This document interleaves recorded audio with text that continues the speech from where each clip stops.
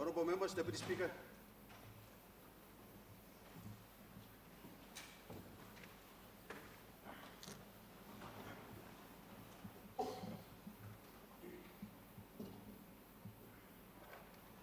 Honourable members, we do not have quorum. I therefore suspend Parliament to the further reading of the bill.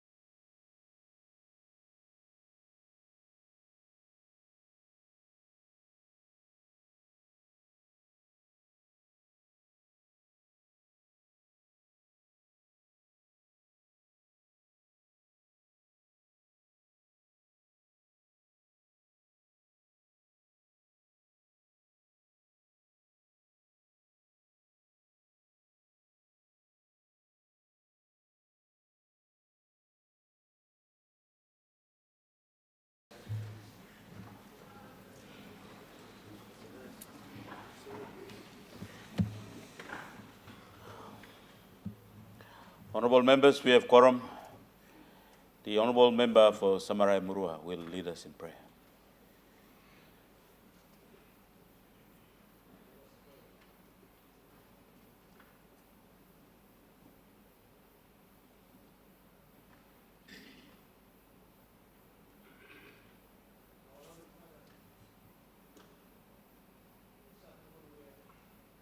Honored and privileged to be present in this honorable house. We are thankful and grateful that we are living and alive, breathing so that we can continue to serve in this house. The house that the people have built, the house that you have ordained and given that very honorable task to serve this country of Papua New Guinea. And indeed, truly, we're honorable. And we are very fortunate to be gathered here to serve in this house. This house is your house. It is the people's house. And without your presence, we are unable to fulfill our duties as servants of your people. This afternoon, we seek your presence. This afternoon, we seek your guidance. This afternoon, we seek your intervention by way of your Spirit to move amongst us, to convince us, to direct us, to enlighten us, to show us the right things to do, the honorable things to do in this house, to serve your people and this great country of Papua New Guinea. That is why this afternoon we commit to you all our iniquities, all our failures that has hindered us to realize our full potential as leaders. We ask thee, O God, that you forgive us from all our many, many sins, many of our evil ways, many of those things that has drag us down to fully understand our role.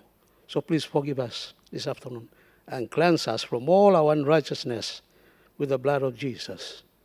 So that this afternoon, mighty God, this prayer can reach your throne and you can respond now to guide us and to direct us in this honorable house.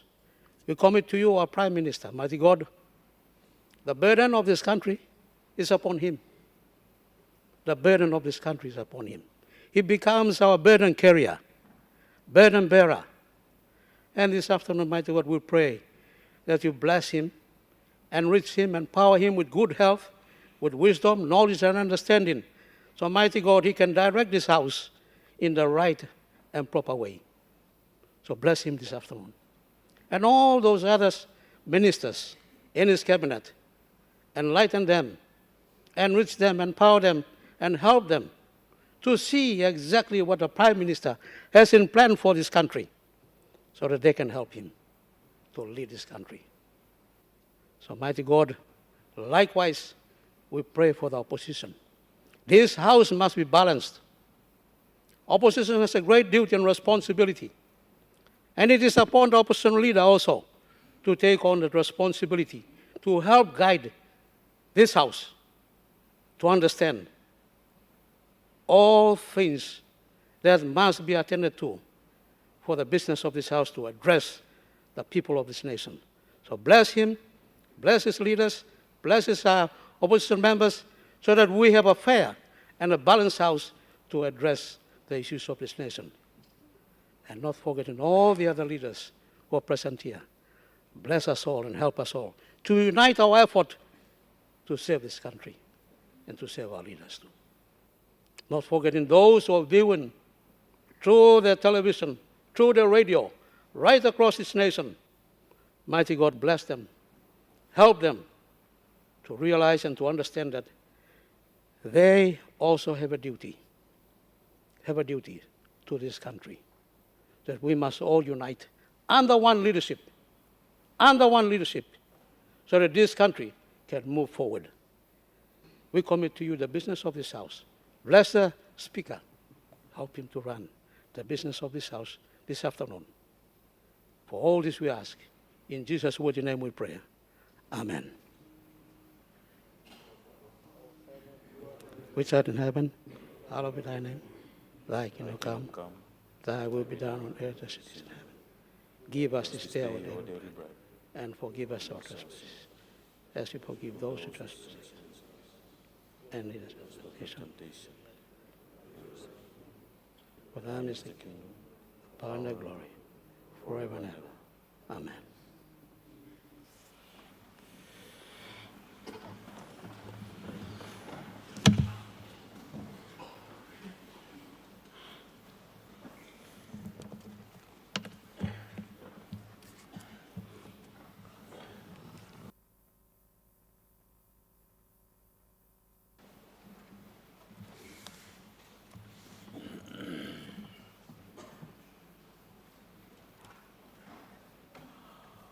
Honorable members, I lay on the table the return of two writs, which His Excellency the Governor-General issued on the 4th day of December 2025 for a by-election of a member to fill the vacant office of the member for New Ireland Provincial, following the death of the member, late Sir Julius Chen, and that by the endorsement of the writ, it was certified that Mr. Byron Chen was duly elected as the member for New Ireland Provincial, and a member to fill a vacant office, the member for Day Open Electorate, following the death of the member, late Stephen Pym, and that by the endorsement of the writ, it was certified that Mr. Desmond P. Keeper was duly elected as the member for Day Open Electorate.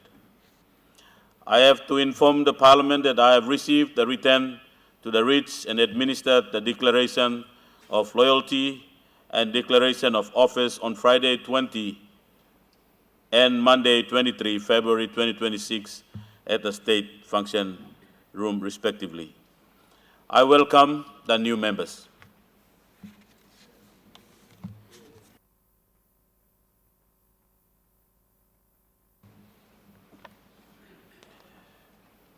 Honourable members, I have to inform the Parliament that I have, in accordance with Section 110 of the Constitution, certified 16 legislation made by the National Parliament.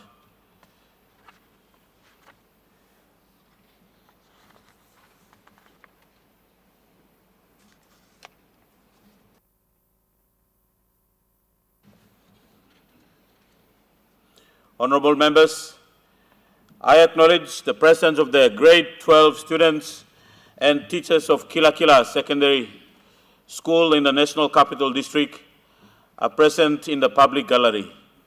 On behalf of the National Parliament, I extend a warm welcome to you all.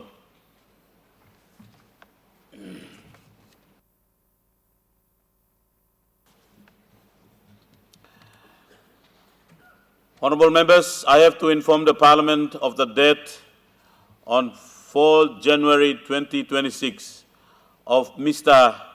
Peter Kuman, a former member for Kundiawa Open Electorate and Chimbu Provincial. He was first elected to the 3rd National Parliament from 1982 to 1987 for the Kundiawa Open Electorate, and re-elected to the 4th National Parliament from 1987 to 1992 for Chimbu Provincial. During those terms, he served as a Minister for Works from 1985 to 1987 and Minister for Police in 1987 to 1988. He also served as the President of the Pan-Melanesian Congress Party at its formation in 16 August 2001. As a mark of respect to the memory of the late honourable gentleman, I invite the honourable members to rise in their places.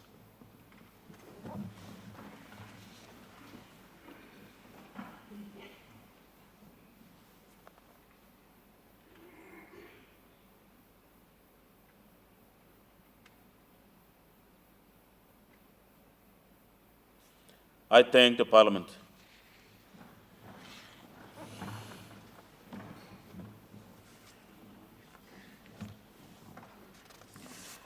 Any notices, Clerk?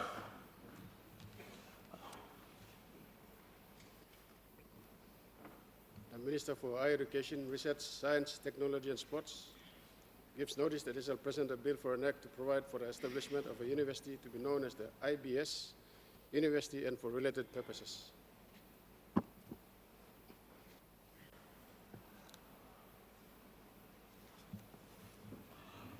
Honorable members, question time.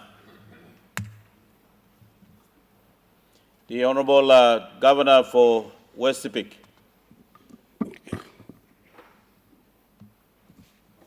Thank you, Mr. Deputy Speaker. I have a question here to the Prime Minister. But before asking the question, I just want to make a little statement. On behalf of the people of, on behalf of the family and the people of Telephone of Sabin, and people of West Sepik, East Sepik, Western Hela, and part of Wabek. I would like to take this time to thank the Prime Minister and the Deputy Prime Minister and all the ministers and also the opposition for your contribution towards the late Honorable Solomon. Thank you so much for your contribution, and we brought his body back to Telephone. And on that note, we talk thank you, and Papa God by blessing you, plus the Department of Work, the Secretary and his department, all the business houses, NGOs who have contributed towards his funeral. Thank you so much. The second thing, thank you. I would like to thank the Prime Minister for giving the ministry portfolio to Honorable Peter for your elevation as the Minister for Works and Highways. Thank you. To carry on from the legacy of set, so please continue. If you get to independence next year, whatever, please, good luck on you. But if you remain, still good luck. Okay, before I ask a question, Mr. Prime Minister, it has come to my notice that Telephone will go for the election. But if you look at it with a good wisdom, we don't have enough time left for the election. It was like for a by-election for Telephone. If you can look into it and make a consideration, and anything to do with the DA or whatever they have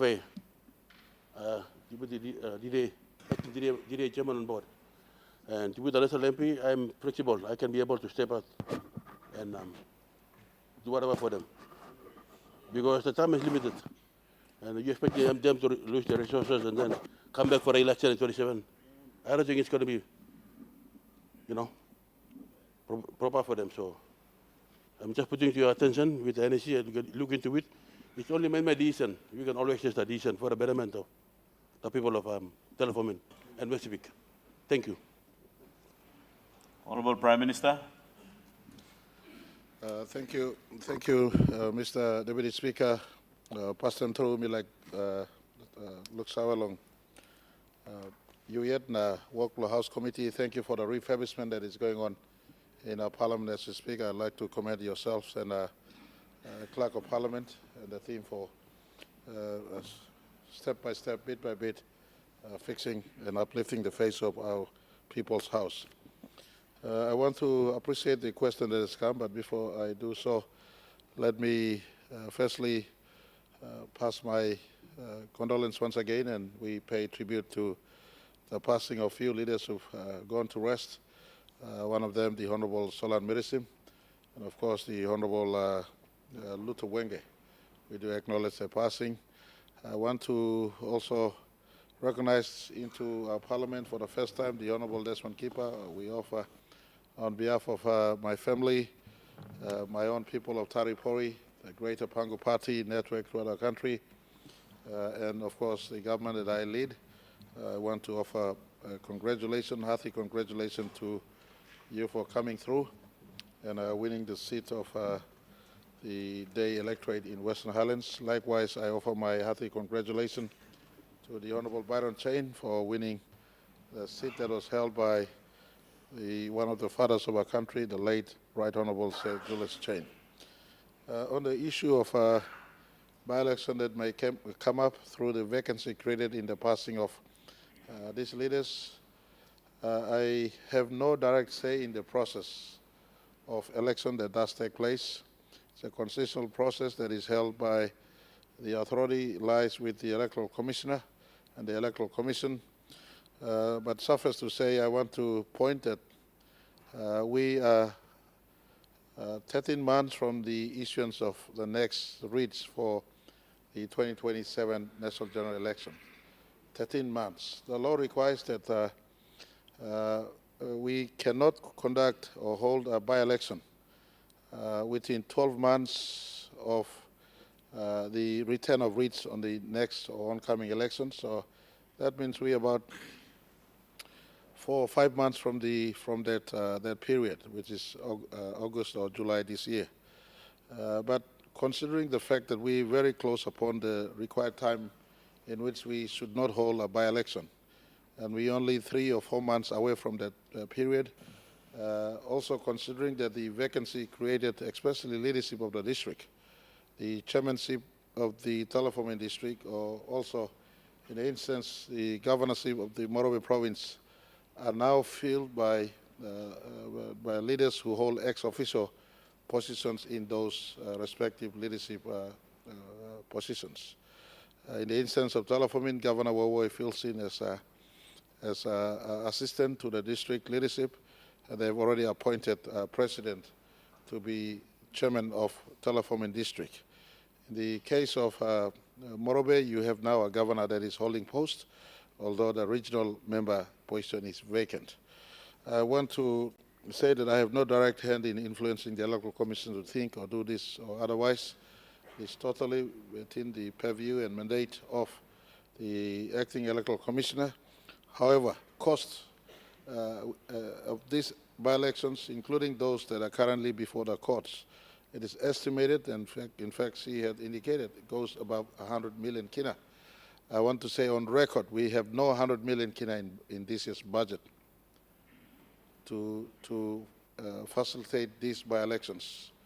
And so I've asked the Minister for Administrative Services to look into this matter and to see whether there is a need right now for the by-elections to be held, or we preserve that 100 million kina, or whatever it is, to make sure that our plan for 2027 election is probably assisted with our this year's 70 million kina locked into budget to prepare for 2027 elections, so that we save energy, save time, prepare well for the general elections, rather than conducting a by-election that will consume a substantial chunk of resources and take our sniff our energy out of preparing well for 2027. But again, I'm subject to the independent process that the Electoral Commission has custody of.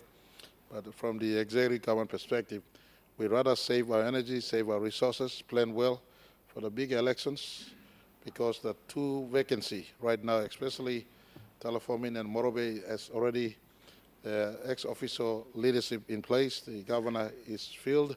The chairmanship of Telephone district is filled at the moment. So we from the executive government would be providing this advice to the acting electoral commissioner that cost is quite high.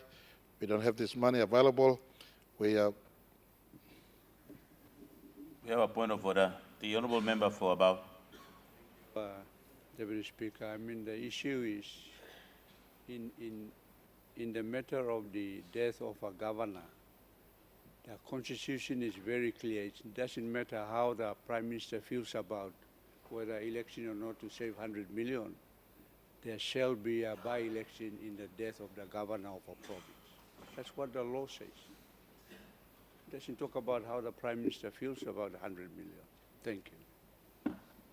Honourable member for about, take note of your point of order. I think the response is from the Prime Minister. I'll allow the Prime Minister to finish his reply to the question. Thank you, Mr. Deputy Speaker. As I did mention earlier, and I take note of the advice from the member for Abao, whilst the law is there, and as I said earlier, it is purview and the work of the Electoral Commission decide otherwise from the executive government. We at the moment rather preserve energy for the full and big election that is coming, in lieu of the fact that there's already leaders holding role in those holding position in those roles that those leaders in those seats would have held in any case. But again, I'm subject to the directions and the advices from the Electoral Commission. Thank you very much. The Honourable Member for Rabaul.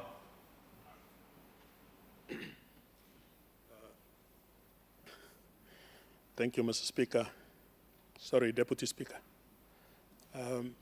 My question is for the Attorney General, Minister for Justice, to respond to. Last year, this Parliament amended legislation and approved the new court structure for this country.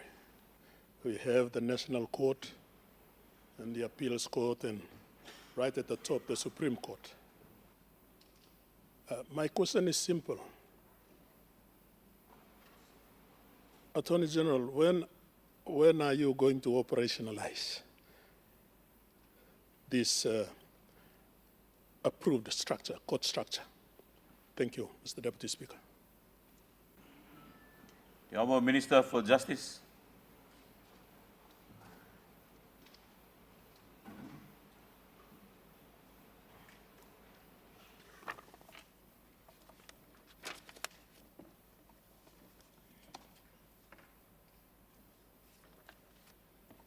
Thank you, Deputy Speaker. And I also thank the member for Rabaul for raising an important questions. Judiciary. As you know that Parliament, and I also want to take this chance to thank the members of Parliament who voted without much debate. Both sides of the House have supported the bill, and bill went through. So I'm glad that we have taken a mature stand. Politics in this has been also been passed a legislation. We stabilize politics.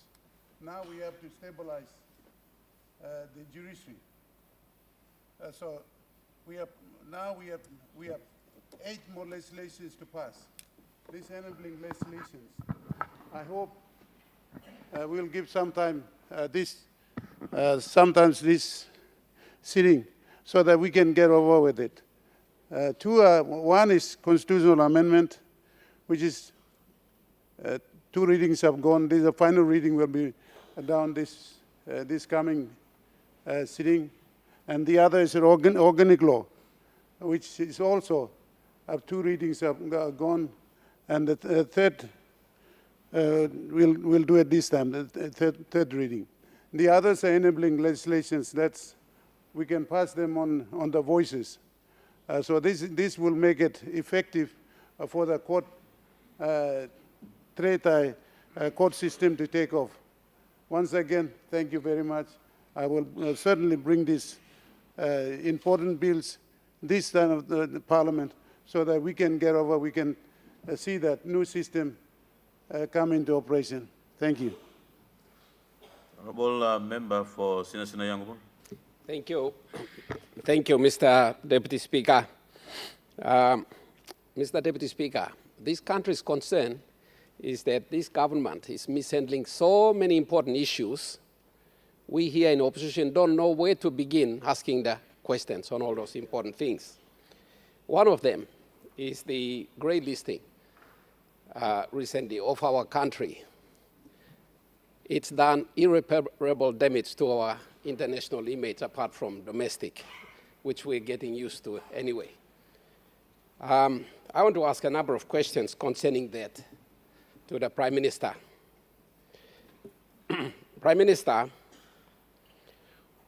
you had, as the leader of the government, at least a minimum of 2 years of notice on the grounds of a potential grey listing. 2 years notice. And Mr. Speaker, Prime Minister and his government effectively didn't address it properly. So after so many warnings, or a period of 2 years, we got grey listed. Number one question, can the Prime Minister now admit to the nation that he has failed the nation in avoiding the grey listing after having more than enough notice? That's number one. Number two, this has now become a matter of public concern. It's affecting every citizen, every corporation, every entity in this country now. It's no longer a private matter for the central bank or the government departments, nor the cabinet. We are all impacted by this grey listing. Can the minister now publicly in the newspaper set out every single ground upon which the grey listing happened? Every single ground should be listed. So we all know as a nation what those grounds are. How did we end up there? Now this question, number two, is important to the next question, number three, which is this. Having set out those grounds, can he also in that same public notice set out his action plan? What are going to be the Prime Minister's corrective action to each and every one of those grounds? We need to know, because it's no longer an internal management issue for the government and its bankers, etc. anymore. It's now touching the ordinary Papua New Guineans. So we need to know how he plans to remove us from this grey listing. What are going to be his action plan in respect of each and every one of those grounds? Number three, what is the timetable for each and every one of those actions? By what time is he going to satisfy those international organizations responsible for the grey listing that adequate corrective actions have been taken, enough to eliminate that ground one by one until the last one is eliminated? So what is the timetable for each one of those grounds? Number five, Deputy Speaker, sorry.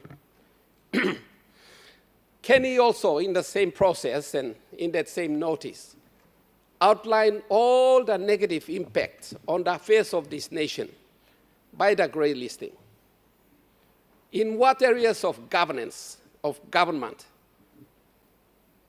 is there going to be an adverse negative impact? Take, for example, on Papua LNG, or on Wafi Golpu, or on the state's credit ratings, which is usually prepared by international ratings agencies like Standard & Poor's, Moody's, all those international rating agencies. How is this grey listing going to impact in their opinion, and that will affect our credit ratings and our ability to borrow money in the future? What is going to be the negative impact on the Guinea, which has been going through a series of devaluation and hasn't finished yet, continuing to spiral downwards? What is going to be the impact of this grey listing on the Guinea, when it's already been going down for other causes, but now coupled with the grey listing, what additional negative impact will there be on the purchasing power of the Guinea? Finally, number six, all of these are serious enough to demonstrate. And can he admit, therefore, that this sort of thing is evidence of the government's incompetence in managing the affairs of this nation? Thank you, Mr. Deputy Speaker. The Honourable Prime Minister. All right, thank you, Mr. Deputy Speaker. I want to appreciate the questions by member for Sinisene Yongomuk. It's an important and pertinent question in one of the major issues that is facing our country right now. But before I do that, let me also congratulate the Honourable James Lomane and the Honourable Kid Idu for their ascension into leadership on the other side of the House as the opposition leader and deputy opposition leader respectfully. Again, it just shows that the opposition is mature in nurturing the next generation leadership and not holding on to leadership on the other side. So I want to commend the ascension of our two brothers into leadership on the other side, and we don't mind questions of scrutiny from the other side. That is the reason why the Parliament exists, and questions like this is appropriate for us to make response and to inform our country appropriately. Mr. Deputy Speaker, this is not the first time our country has gone into grey listing. The last we got out of grey listing was 2015 or 2016, thereabouts. If you place your mind on the years 2015 or 2016, we had just come out of the commissioning of the production of PNG LNG. For a greater part of last decade, our country was placed under similar scrutiny. And so this is not the first time we've been brought to the scrutiny of PATAF. The early 2000s, when for the benefit of those who need to know why grey listing and as such, when the terrorists attacked the Twin Towers in the US, the entire global financial architecture had to review itself to make sure all economies and all countries in the financial systems are not financing terrorism. And so the entire globe, and more so emerging economies and developing countries, come under greater scrutiny than the first world nations who are targets of terrorists themselves. But nonetheless, that's another topic and another discussion. So since the early 2000s right up till today, our nation, like many nations, must be nations where financial systems do not proliferate terrorism financing, as well as lately the conversation on anti-money laundering that has emerged as one of the core focuses of FATF.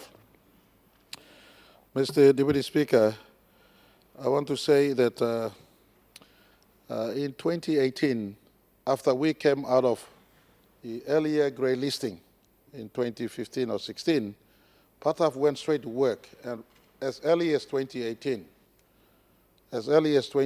recognized the need for us to work on this again. So the issuance for PNG's economy and PNG's financial sector to be responsive to FATF requirements came back to us in 2018. And I want to say this placement of us in grey listing in 2026 is consequential on work or no work since 2018. We were faced with the distraction of COVID-19 in 2020, and FATF understood that we were going through the recovery from COVID-19. So we, on the part of FATF and all of us, there was an understanding of a couple of years of extension to the requirements of FATF. But after we took office in 2022, our cabinet tasked DJEC, Department of Justice and Attorney General, to be have oversight over the entire work, to pull together multi-sector, multi-agency to come and have a look at the FATF work. And so, Mr. Minister, Deputy Speaker, I want to indicate that many agencies were not compliant. Many agencies never showed up, and like everything else, I take the blame for much of the things that is happening, and rightfully so.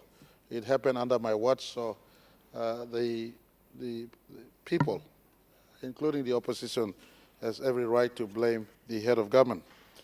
But I did summon all agencies, having realized in 2024 that there were weak response to the work by the agency responsible in calling all agency for meetings.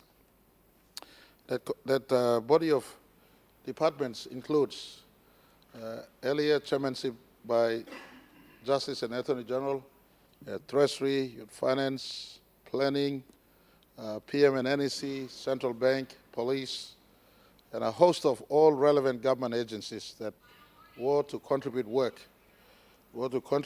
But in a meeting early last year, it was established that work was slowed under the chairmanship of Department of Justice and Attorney General, and I made an executive decision to transfer work that function to Treasury Department. And so Treasury had a handle on this one, and it seems as if it's bad, but I want to inform our country, from over 70 outstanding issues. Over 70 outstanding issues was reduced down to around 15 matters that were found to be outstanding that put us into a grey list. It wasn't PNG alone. We were partnered with Kuwait, and in this time around in the assessment in I think Mexico, Papua New Guinea and Kuwait were placed into the grey list. Grey list is a basket of, it's saying that you have some outstanding issues, you work, you come out of it, you don't work, and there's a possibility of us moving into the blacklist. And so I want to give assurance to our country, those 15 or so issues that are outstanding are achievable. Big amongst them requires all agencies of state to be at work.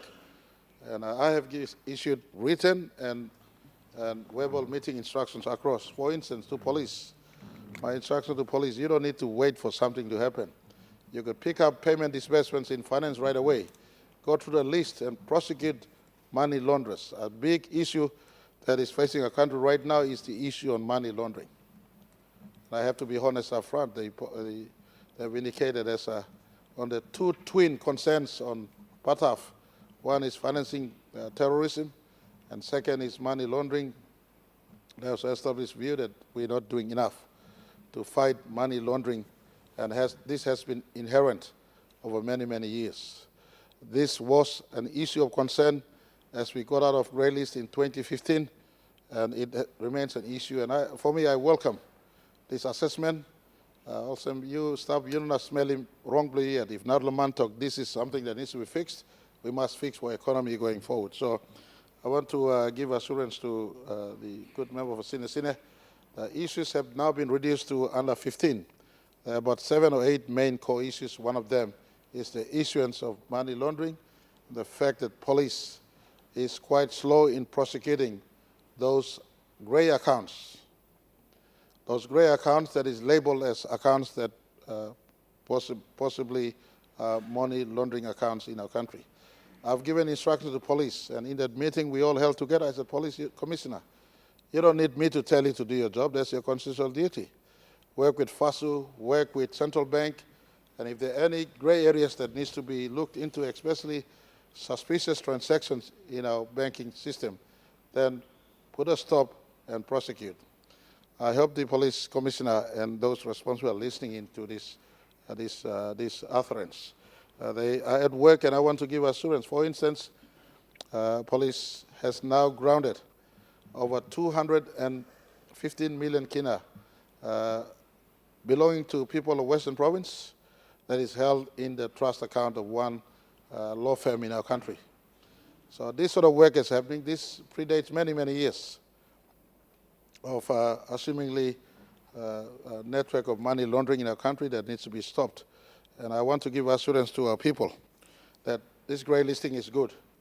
As I work, and this government work to grow the economy, it is of no avail if the economy is grown and people who profit from sharpening of public funds are still in existence in our economy. So this is a reminder for us to really tighten the game in respect to stopping money laundering in our economy. I've invited the police and Auditor General and everybody else to look into what's happening in finance, planning and treasury. The need be follow the money trail. This morning also, for instance, I wrote a letter to the police commissioner in the case of Paraka. Follow the money trail. Enough lobiani paper trail taso. Look at my account. Money transfer from account to account, but none of hide. So follow the money trail. I think big need, Mr. Deputy Speaker, through you and through the question, and I will get. He asked me to put publicly the issues that are noted as outstanding. That's a good request. I thought the Treasurer would have done it by now. If it's not happened, then we'll get a paid advertisement on the core issues they feel is outstanding for us to address. But as I said, key amongst them is the issue of money laundering. And instruction has gone to police, central bank, first to pursue those suspicious transactions, suspicious accounts, and they predate not just the Maraperoso Pangu government's time, but right through the better part of the last 2 decades. And police will be at work to follow money trails, and once evidence of prosecution or prosecuting money laundering in our country does take place, then this will form the basis of us being reassessed in a better light. And for me, as I said earlier, Mr. Deputy Speaker, I welcome this because it gives us an opportune time to close in the gaps through money laundering amidst us. And I want to say that is your third question, Mr. Member for Sine. So the timetable, we have about 2 years to fix this, but I've issued instruction to all government agencies. While 2 years is a time we must fix to get out, or thereabouts, it is in our own interest to do so within 12 months, and our team are at work as we speak through this one. If I could ask, one of his questions was, what are the negative impacts? We lived through this in 2014, 15, 16, thereabouts. We've got out of grey list. In all our major investors, they understand the PNG work environment. And so it does not affect Papua LNG in a big way, or Wafi Golpu, all our major foreign direct investment projects we have hanging to be processed are all okay. They understand exactly what we are doing. It will certainly cause a little bit of tight grip in your ID when you do bank transactions in our country, but it's about time we all are identified well as we do bank transactions in our country. We are managing the effect of this very closely. We're also managing monitoring the effect of the oil crisis that is happening as a result of war. So all in all, our Treasury and our National Security Advisory Team have been put on notice to look at the grey listing effect as well as the other effect, as not to burden our businessmen and businesswomen and every legitimate transactors of our economy. Mr. Deputy Speaker, I want to ask if the good member could put his questions again in a formal writing to me. I've lost some of the issues that he's raised, but we will make a concerted effort either through the Treasurer or myself later in this sitting of Parliament on the grey listing as a standalone response for the benefit of all of us in this House and for the country. Thank you too much. Your point of order, the honourable member. Then was the publication of the grounds, the action plan, and the timetable. Publication, because now it reached a point where we need transparency in this whole episode. So I need a clearer commitment from the Prime Minister that he's going to direct somebody to publish in the newspaper so that the people know, and they will help the Prime Minister and his government to hold those departments to task. Honourable member, your point of order is in order, but I think the Prime Minister have answered and make it clear that he will direct people to publish this in paper. And he asked that your questions be put in paper to him so he can follow your questions to put publication in regard to the questions you've asked for. Honourable member for Manus, Governor for Manus. Thank you, Deputy Speaker. Asking Blamino Katok Sabe by Minister of Higher Education. But before me ask him, me like him time lo congratulate him. Member of Day, Desmond Keeper, lo win bloy lo kam lo Parliament. Me wish him you all the very best inside a few months before time lo election can by come. Me too look sabe lo governor blo provincial member blo New Island province na governor blo New Island Baron Chen congratulations to you all people blo New Island lo makim you lo come up governor blo province asking blo mi no katok sabe golo minister blo higher education and me pass law payment belong all school fees belong tertiary institutions play me. Last year, me asked him same kind of question, but me not see one good back him. So now me la ask him can this question. Tete ba you me look all school fees for colleges na universities must buy him. Stop 30,000, 20,000, over 10,000. And planting along all these black colleges and universities, only expect him, Sumatin lo go inside, lo buy him 60% to 80% of school fees. Taking into account 80% of online blow me, they are subsistence farmers. All e-line blow players. How do you expect them to meet 80% of this school fees? Tete time talk, I got some blast Sumatin now only sleep lo dormitories. They cannot attend class. Only hope that a miracle would be done so all can attend in class because all not meet him display 80%. Take him into account, plenty lo him lo country. All beginning blow him attend him school, I got Pobla, Tirvla, Tupla. And parents by making decision as to whether this one will attend class, this one will go to university, this plan no good by withdrawal. But let me make it clear, the parents have the ability to pay him school fees. Except you may expect him all those colleges and universities, I expect him all to pay him from day one, when they can be able to pay, suppose me, Isikelim good over the whole year. And he come to me, all members of the parliament. For example, he all get a half school fees too. Meet open member blow me, and meet put him 3 billion kina school fees for this year. But there's process, yet, all mangi like school. How about only attending class, suppose you come inside to assist? So that is the issue where it come up. Even guarantee letters are given, only no honoring guarantee letters. So I'm questioning me now, minister also. By you me working one so that you can help him on mangi blame lo stop lo school, help him online lo place, take him into account. This is a real issue. By you me help him also one them. Also one them.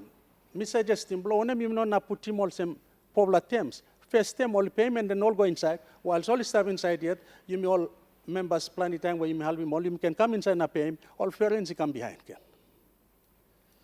Me just put him display glow, you may look lang him na. Please me like him a policy direction. Me no like him, me ask him to the minister, okay, but me look me like him, it becomes a policy direction. Give him law line blame. It is a honest request where all people blame me. You really need him at this time. And tete me talk yeah, phone blame me, iles lo all mangi, I cry, I come lo me ask him, what will they do? So me learn this question, you, minister.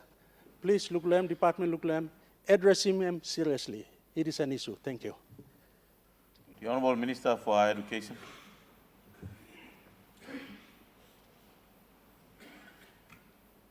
Thank you, Deputy Speaker. Thank you, Governor Manus good question. Just background before I sort of answer the crutch of the question. Number one, higher education institutions have that mandate to charge fees. And of course, one of the concern was continual rising fees. And I've also written to our vice chancellors and principals of colleges and universities to not up him school fee to us, but up him reasonably. But we have engaged Deloitte to do a check, to check whether school fees increase and the real cost of educating a kid in a university or college is fair or not. So that's ongoing, and we will confirm that later on. But in terms of the question on universities and colleges asking upfront payments, the experience has been that, yes, all universities and colleges allowing parents and students to register, enroll, and go to school. Many of them don't honor their commitment. And so it puts a big strain on the colleges and universities. And sometimes I'm very hard to complete the year towards the end of the year. So again, universities and colleges need money to operate. And what we can as a government, we support. But the component of parents need to come in and must come in on time. Some have increased to 75% and but we've asked them to at least not go past 50%. And I will reach out to all of them. But just yesterday, I got my whole team together, and we sat down. Again, as a local member too, I have the same pressure from my own electorate. And it's an issue that all of us leaders face and continually receive from our constituents. And so what I've directed my team to do is to have a look, now that I'm in charge also of education, to sort of go back and have a look at the education. Is this where the pressure is, lower education? Maybe the real pressure is at the higher education, so we probably look at an arrangement where instead of paying 100% secondary and primary, we may as well pay probably 60, 70% and make that saving and put it up to higher education and increase tests and help support to our parents. So that's the direction I gave to my team to have a look at it and address that quickly. We want to make sure that there's access and affordability for our kids. And that needs to happen urgently as a matter of priority. And I'm happy to say that Cabinet, in terms of support to the the education sector, Cabinet has given huge prominence, and I must thank our government for that. But Governor, question below you, but me go back again, talk all colleges and universities, allow him. In fact, I've spoken to some already. Allow him go through, register, because again, our Prime Minister's initiative through higher education loan program is an opportunity where every degree program can get up to loan of up to 10,000 kina, masters up to 25,000, and PhD up to 35,000 kina that this government has made available for our students. The only catch is you have to be a registered student to access that. So that's a challenge where, Governor, you come, Logan. But in terms of tests, I'm happy to say that our government has front-loaded all the funds, and all our first-year students, all the fees in terms of tests have been paid. And as we speak, for the continuing students, it's been paid. So again, I thank the government for prioritizing higher education and lower education and front-loading funds to be paid to each of those sectors. But my assurance, Governor, and of course the people of Papua New Guinea, is I want to push it back to those days when, back in those days, I asked some of the older folks, when they went to universities and colleges, all fees were paid and they even had allowances. And so I'm thinking to myself, why can't we bring back those days? Again, the numbers are huge, the cost will be huge. So we are going to work on several models. I've asked my team to work on several models, and we'll take it to Cabinet, and Cabinet will, in its wisdom, decide which option to take. So that's the assurance that I can give to Governor and to the people of Papua New Guinea. Thank you. Honourable Opposition Leader. Deputy Speaker, thank you. My question without notice goes to the Honourable Prime Minister. Deputy Speaker, recently, just as case in point, to provide context to my question, we saw there was a mini cabinet reshuffle and we had a new police minister appointed in the Honourable Sir John Pundari, and we saw the former police minister appointed as the works minister. So, case in point, in terms of what the opposition and the people of Papua New Guinea expect, Deputy Speaker, is that we saw the new police minister take on reform, hit the ground running, and effectively start to deal with illegal gun proliferation and the tribal conflicts happening up in Enga as a hot zone for tribal conflict. This is what the opposition and the people of Papua New Guinea expect. So kudos to the government and thank you to the minister. And we saw the former police minister, the new Minister for Works and Highways, immediately tell the people of Papua New Guinea what we can expect in his first 100 days in office. Now, my question to the Honourable Prime Minister, as the Chief Executive, the Chairman of the National Executive Council and the Chief Executive of the independent state of Papua New Guinea, what are all these other ministers in Cabinet doing, Mr. Prime Minister? There's 39 ministers in Cabinet. That's 3 rugby teams. They should be kicking tries after tries after tries for the people of Papua New Guinea, yet everybody's asleep. In every response, Deputy Speaker, it's always the Prime Minister coming to defend government policy. It's always the Prime Minister coming to defend government action, inaction. What about all these other ministers? I stand by my call, Mr. Deputy Speaker, that the Prime Minister needs to seriously cull Cabinet, reduce the numbers to about 20 ministers so it is an effective, lean unit that can effectively respond to the people's calls, implement government policy, and produce results. Because half the ministers are just sleeping. They're on a forever holiday, and we hardly see or hear any of them. Thank you, Mr. Deputy Speaker.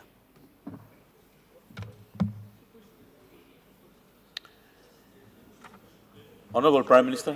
The question is, will the Prime Minister commit to reducing the size of Cabinet and sacking some of these ministers so they can become members of Parliament just like the rest of us? Thank you. The Honourable Prime Minister. Thank you, Mr. Deputy Speaker. I want to appreciate the question posed by the opposition leader, and I appreciate him noting a few ministers at work. I want to say that all ministers are absolutely giving their best shot to work, and if there are any issues concerning their line of duty, the questions must be directed to these ministers on matters directly felt underserved from the perspective of the opposition. So ministers are available to take any questions, but for the sake of the country to note with us, we're currently now going through the work that they're doing. I've told ministers 1 year is big enough for us to make the last 10 in respect to our 5-year commitment to our people. And the ministers are absolutely doing their best. By 31st of March this year, the reports expected from all the departments they care or they have custody over would have been furnished to all to the Prime Minister's department, and Chief Secretary will and his team will put through tasks as to ascertain exactly what has been done. Ministers sometimes get the blame for what is not happening out there. Agency heads are requested now to submit. There's a reform coming before us that we want to restore full power to the Chief Secretary for hire and fire department heads who are not working. And so by 31st of March, all department heads would have submitted in what they've done in the previous year. Those little areas that needs to be fixed are being fixed upon. But for the purpose of the opposition leader's question, I want to give him assurance that ministers are trying their absolute best. If there is any area of concern, please don't just shoot me a question, pause at shooting me a question, and please shoot the ministers a question and ask them on respect to certain areas the country feels the ministers need to respond upon. But I want to give assurance to the country, 31st of March, the department heads are expected to submit a report at this sitting of Parliament. If Chief Secretary himself is ready, then an amendment would have come through that compels the department heads who do not submit report in by 31st of March, it's ground enough for them to be sacked. Right now we have a process where they report to the minister and to the cabinet, but we want to give power to the Chief Secretary to fully take control of all department heads who are under them and have an arm's length approach between cabinet, ministers, as well as department heads so that they could be functional with or without the oversight of elected leaders. I want to also indicate we have given instruction to look at few of our central government agency structures. A holistic look at the KCH structure is going on right now as we speak. A holistic look at central government, the role of treasury, role of finance, role of planning is going on as we speak. And now we've brought in the National Monitoring and Coordinating Authority to look at spend of government, whether they're hitting the bull or they're hitting the side of the dashboard, so to speak, in as far as expectations or delivery is concerned. And so the opposition leaders are assured we're not just sitting passing time. We're asking the same questions amongst ourselves in the confines of cabinet, the confines of government caucus. The government caucus that I lead also put me under the pump all the time. They expect us to deliver, and we are doing our absolute best to look at how we've done the last 4 years some of the readjustments we want to do in the central agency and the structure of, importantly, the central government agency that carries much of a government weight. We're looking at this so that we could fix that and present a structure we feel is befitting, so that whoever comes in government in 2027 onwards could have a central wagony government structure that is easier and better of service to our people than a cumbersome impediment in itself. Thank you, Mr. Deputy Speaker. Honourable members, our question time has lapsed. Leader of Government Business. Mr. Deputy Speaker, I ask leave of Parliament to move a motion without notice. Is leave granted? Move your motion. Mr. Deputy Speaker, I move that so much of the standing orders be suspended as would prevent orders of the day number 173, private business, being called on forthwith.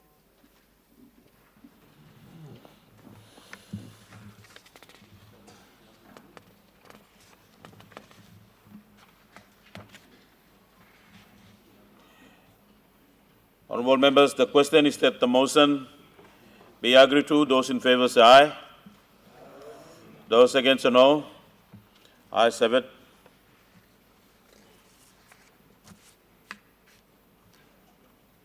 Clerk.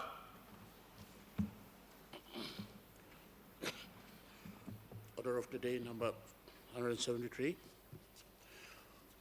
Constitutional Law Reform Commission final report of the provincial consultation on the inquiry into the form and system of government on the election of the Prime Minister by the people, Volume 1 and 2.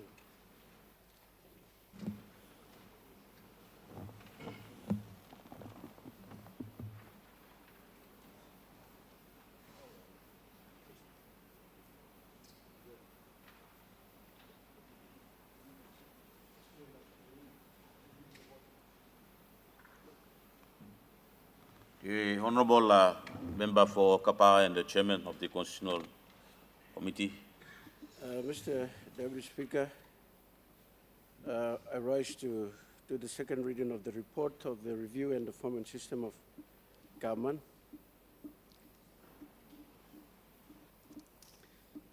Mr. Deputy Speaker, I rise to contribute to the debate on the report and review of the form and system of government, which is now before this Honourable House for its second reading. First, I wish to thank the Prime Minister, Honourable James Marape, for his leadership and for the support behind the critical review that led to the report now before this House. Mr. Deputy Speaker, it was an honour and a privilege for me as the Chairman of the CLRC to have led the major review on the form and system of the government. Mr. Deputy Speaker, I wish to thank the government for having the courage and vision to initiate this national review. Reforming the way our country is governed is not an easy task. It requires political will, patience, and a genuine concern for the future of our nation. Mr. Deputy Speaker, I stand today to register my support for this report, particularly the recommendation and why I feel it is right thing to do.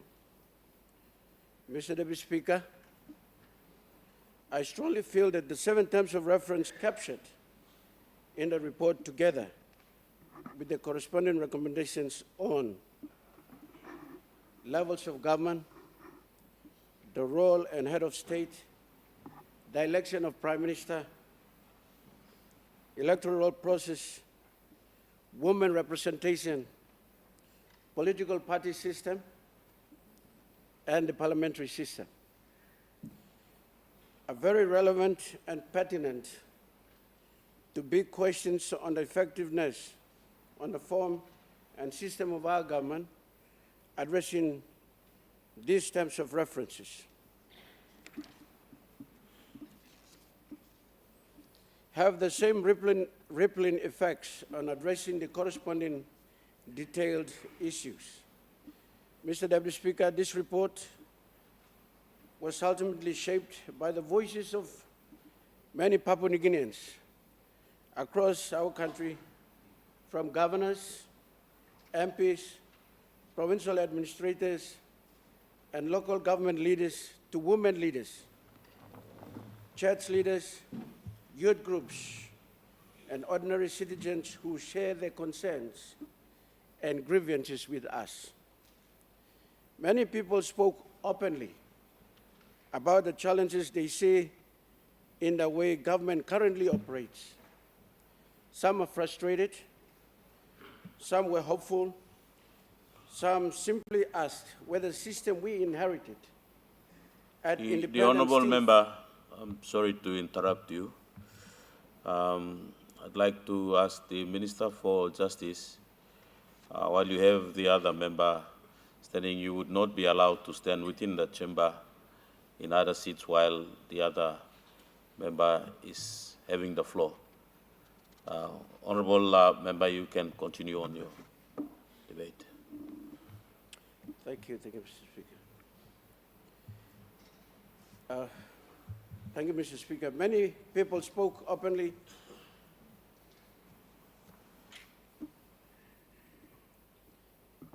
One important message, Mr. Deputy Speaker, coming out clearly from this report: people want government to work better for them.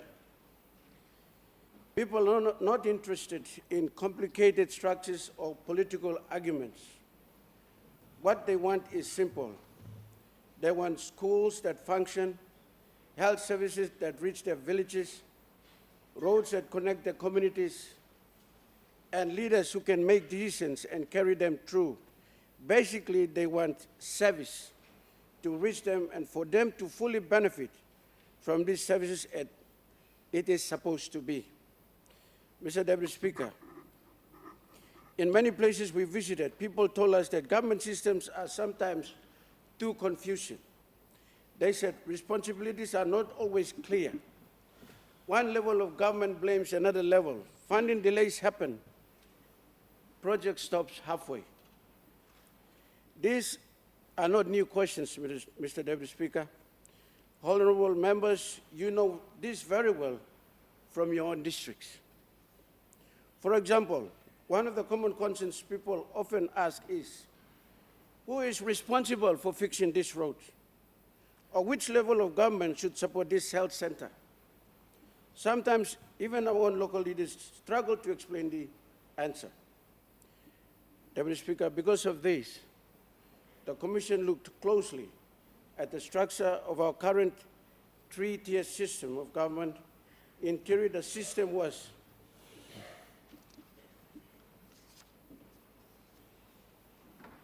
designed to bring in government closer to the people. Even though the system sounded and seemed decentralized, it was more centralized. It has also created overlapping responsibilities and administrative complexities. Mr. Deputy Speaker, for instance, a road project may involve national funding, provincial coordination, and local level implementation. When one part of that chain breaks down, the whole project is delayed.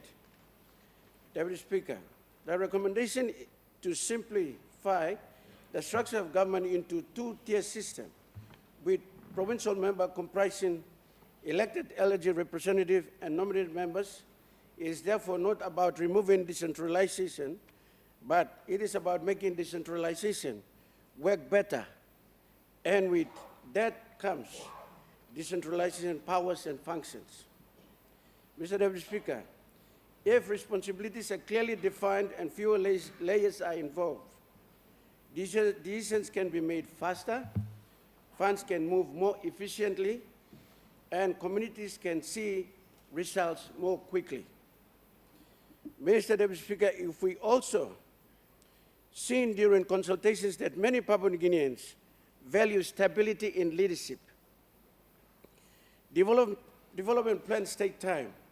Roads, hospitals, schools, and economic projects cannot be completed overnight. They require steady leadership and continuity in government policy. However, Mr. Deputy Speaker, our political history has shown that frequent changes in leadership can interrupt development planning, and when government changes often, priorities can change as well. Long-term projects sometimes stall while new policies are introduced. Mr. Deputy Speaker, the Commission therefore, relating to how the Prime Minister is selected, is intended to give voters clearer choices during elections and provide governments with a stronger and more stable mandate to govern for a full term. Mr. Deputy Speaker, when people clearly understand which party and leadership team they are voting for, the outcome of election becomes more decisive.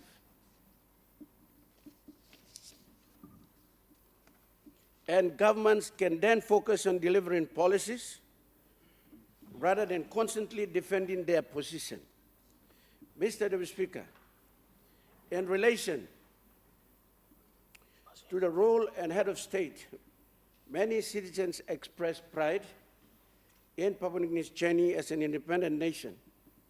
Having reached 50 years of independence, it is timely to consider whether our head of state arrangement should evolve to reflect our national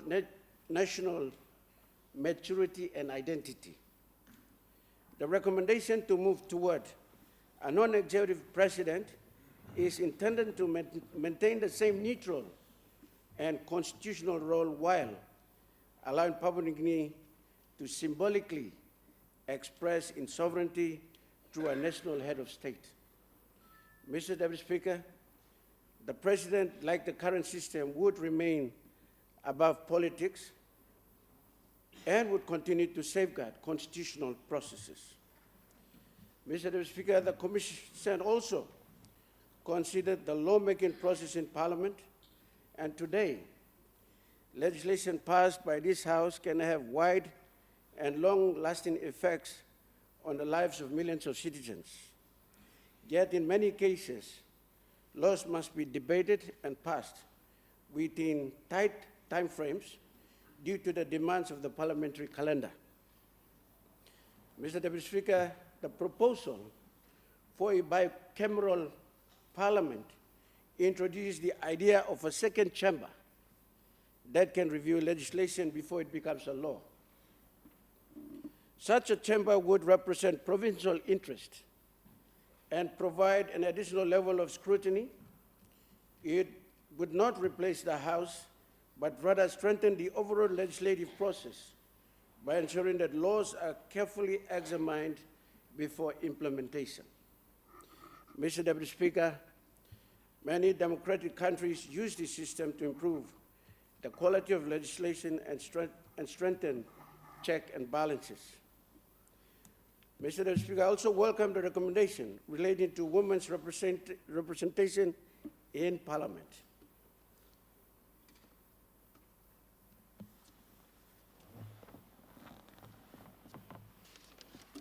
Throughout the country, Mr. Deputy Speaker, women contribute immensely to community development. In many villages, women manage markets, organize health awareness programs, lead church activities, ensure that children attend schools. Despite these contributions, their presence in national decision-making remains very limited. The Commission therefore recommended several possible mechanisms such as reserve seats, nominated positions or quota arrangements are made.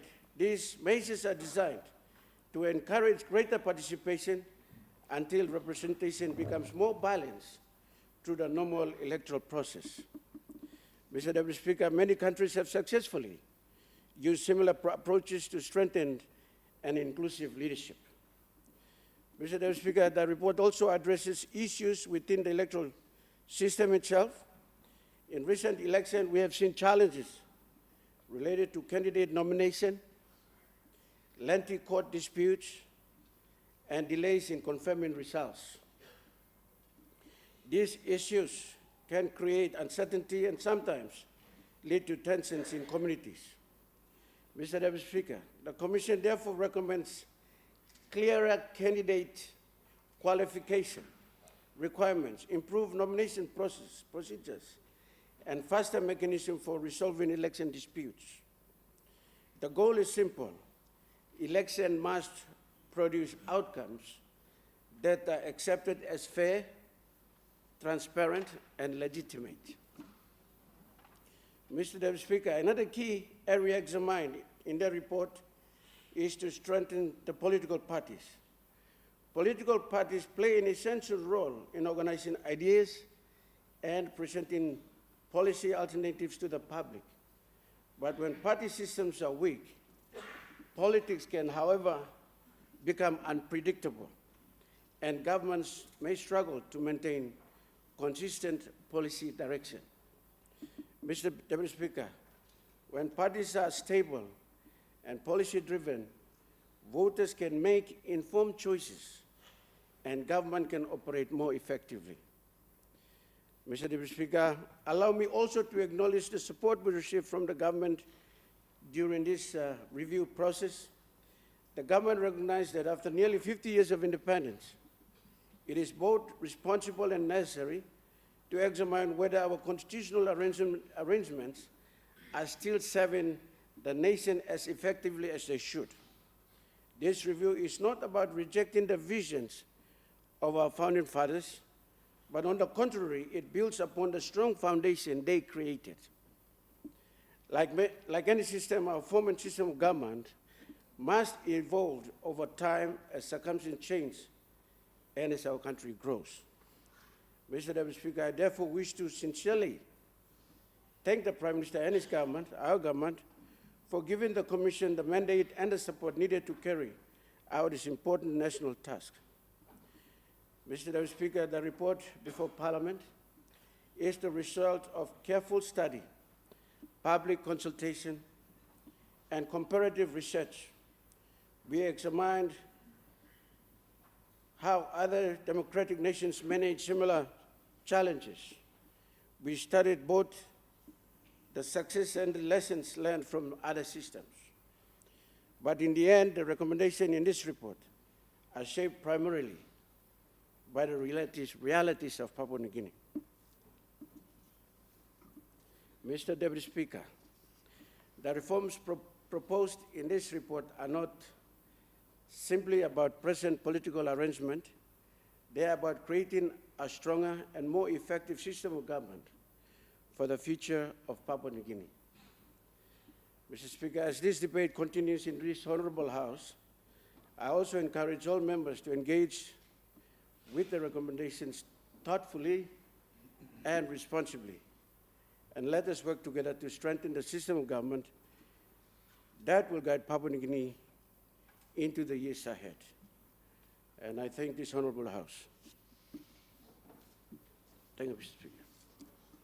The Honorable Prime Minister. Thank you, Mr. Deputy Speaker. Firstly, I want to commend the member for Occupy, the chairman of the Constitutional Law Reform Commission, for leading the commission the last 2.5 years, if not the last 4 years rather, and for presenting to Parliament last October the report that we had a preview of. I want to say this report comes at a time when a nation has passed through 50 years of nationhood. The fathers of our Constitution, when they birthed our Constitution on the 15th of August 1975, they had no 50 years of hindsight experience. The most diverse nation on planet Earth was fused together under one Constitution since then. Since 15th August 1975, this Constitution gave birth to our country on 16 September 1975 and right up till today. Mr. Deputy Speaker, we are now traveling through our 50th anniversary year. By 16th September this year, we would have gone into our 51st year as a nation. And we have so much evidence of the strength and the downside of our democracy thus far. This report doesn't come to us for us to reinvent the wheel. It gets us into a question mood for all of us to reflect what are the strengths of our democracy, what are the weaknesses of our democracy, how can we strengthen to making sure this democracy that was bettered by the fathers and mothers of our country is preserved, strengthened, and the structure is better able to serve our people better, including the children who are sitting in the public gallery expecting much from us. 50 years of hindsight should indicate to us some lessons. Mr. Speaker, this work by the Saki Soloma Committee or Commission has put to us certain questions. Is the present mode of electing Prime Minister relevant in the context of delivering expected outcomes? Is our reporting to the monarchy as head of state relevant to us and assisting in service delivery to our people? Is the current provincial government structure and the three-tier system of government relevant and better serving our country, or we should be again looking at another structure of government, in fact, augmenting or making decentralization better work, and the introduction of the conversation bicameral parliament instead of just having a unicameral parliament, and moving the governors to the Senate-like structure in our government structure so that they could then vet and assist in checking what the parliament does and the executive government does. So the important pertinent question put to us by the Commission in the 50th year of our nationhood. And I want all of us, party leaders, all members of parliament, at the 50th mark to take this question seriously and look in the hindsight and contribute where we can so that we could entrench the fundamentals of our democracy, secure our democracy, and making sure that we pass on a better, effective working system to the next generation who will come after us. Mr. Speaker, from perspective of the party I lead, the Pangu Party, we take seriously matters dealing with the Constitution. The party had the leadership role in promulgation of the Constitution, and the spirit of the Constitution is deeply ingrained with the Pangu Party Constitution in itself. And we do not take lightly the recommendations put forth by the Commission. CLRC had consulted widely our country. They were able to use all modes of questionnaires available, including online questionnaires and contact with our constituent. And this may be the third biggest round of consultation with our people. The first round of consultation took place in the early 70s. The second round of consultation took place under the chairmanship of late Ben Micah, that saw mishmash, if I could use this word. What was meant to be removal of provincial government system in 1995, but currently we're living 30 years later with the effect of non-clear definition of roles of provincial government and the National Assembly or National Parliament, the Provincial Assembly, the LLGs. So we've created more structure as a result of the 1995 reform that came out from the CLRC work at 95. And so these are some issues that we need to tidy. Clearly, what is provincial government's role? And then in 2014, we threw in DDA into the picture. So what is DDA's role? What is LLG's role? What is the ward's role? We have too many structures and levels of leadership that sometimes can be competing for resources, if not, can be areas in which blames are passed over and responsibilities not clearly in the absence of clear definition of responsibilities. So this report is, I ask all of you, I rise in support of the chairman, consider these recommendations. And I want to give you all one example. For instance, the last 50 years, we've had an average life of government, an executive government, at almost 2.5 years. The Constitution, Section 145, has been a law that was intended well but used since 1975 to cause the greatest level of instability in our country. And I want to qualify my my accession in this manner. From 1975, after we were bettered as a country, we went to the elections in 1977. From 1977, after the elections, the first vote of no confidence attempt came into play in 1978-79. And then we had the first successful vote of no confidence in 1980. So the government was still settling in, and the then Somali government was defensive in as far as a possible vote of no confidence was concerned. So the government was changed in 1980. In 1982, the Somali government came back after elections. In 1985, change took place. The Winti government came in. In 1987, they went to the elections. In 1988, the Namali government came in. 1992, Winti government comes back in. 1995, you had the chain government that came in. 1997, the chain government that came in. 1999, Mekere government that came in. And of course, 2002, the NA government that came in. The first, Mr. Speaker, the first 27 years of our nation's life, we were changing government every 18 months to 2 years.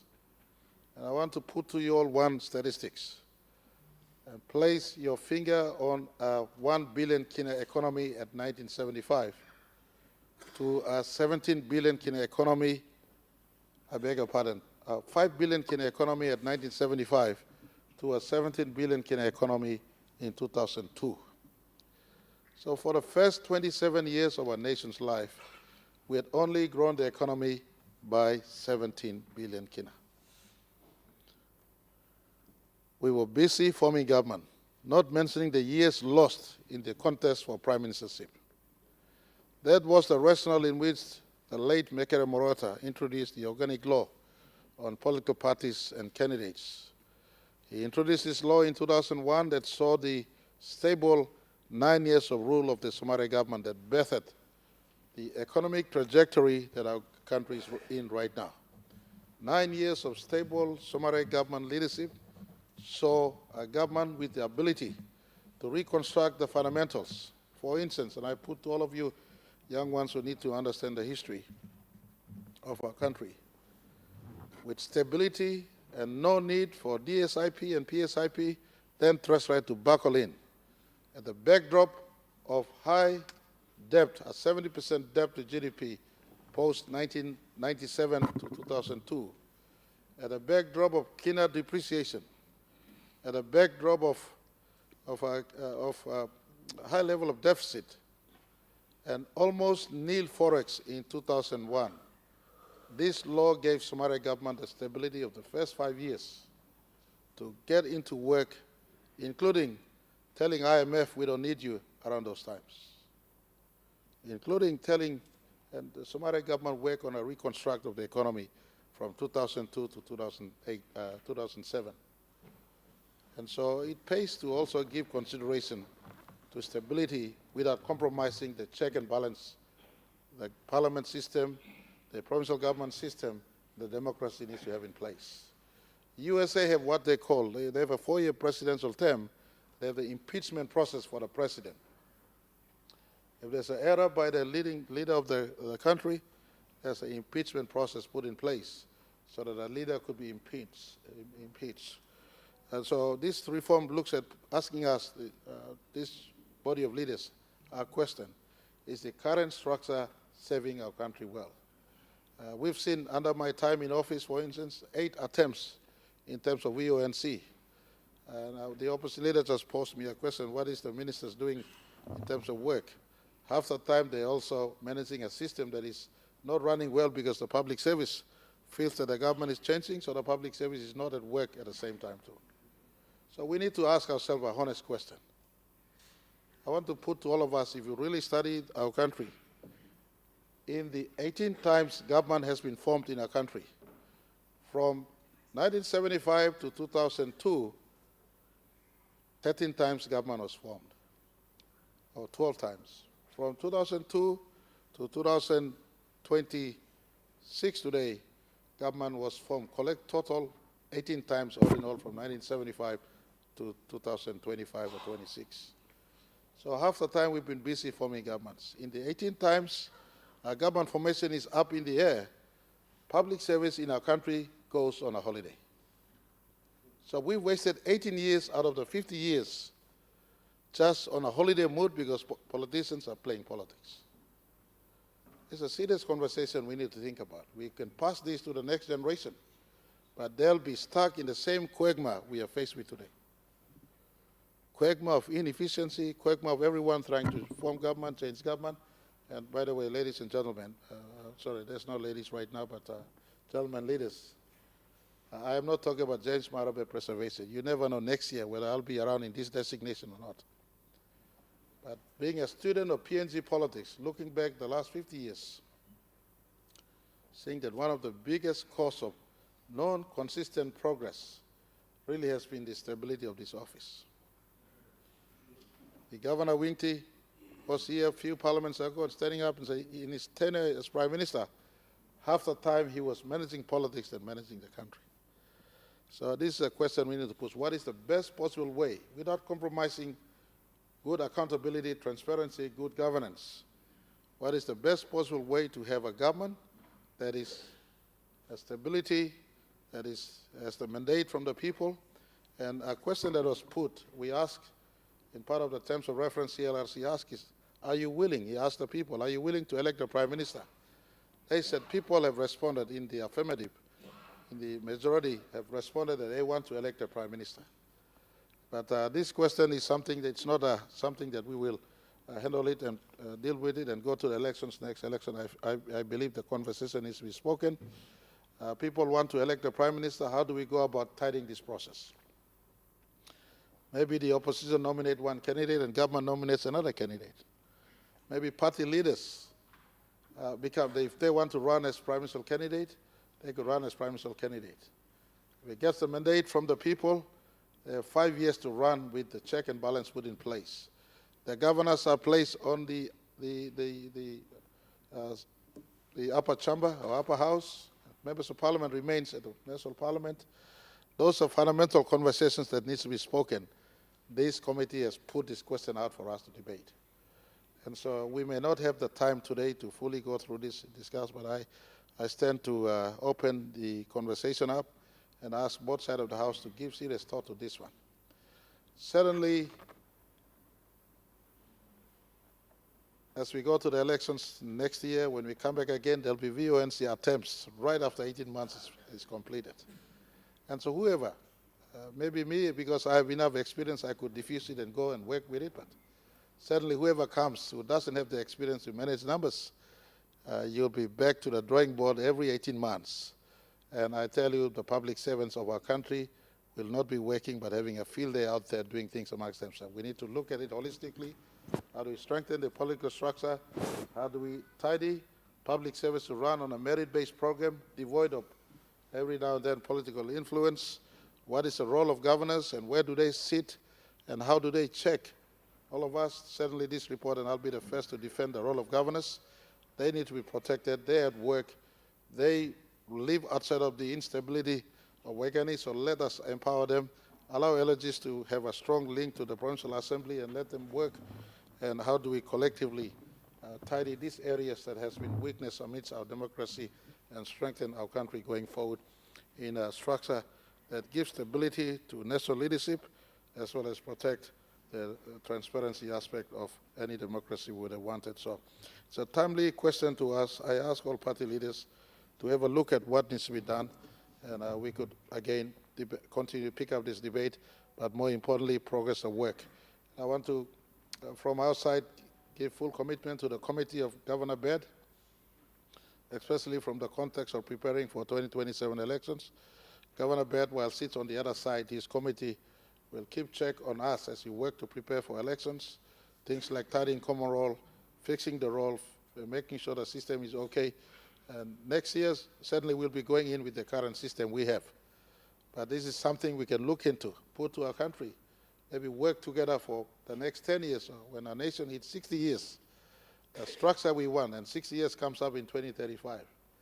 And our nation hits 60 years, we could have a structure that has given consideration to unicameral parliament, given consideration to the strengthening of provincial government system as a clear process that gives stability to the Prime Minister's office and allows our public service to work at arm's length and independent, but is also effective for the service delivery of our people. So a proposal worth considering by all of us, and I want to ask you to take note of this and join in the debate. Thank you, Mr. Speaker.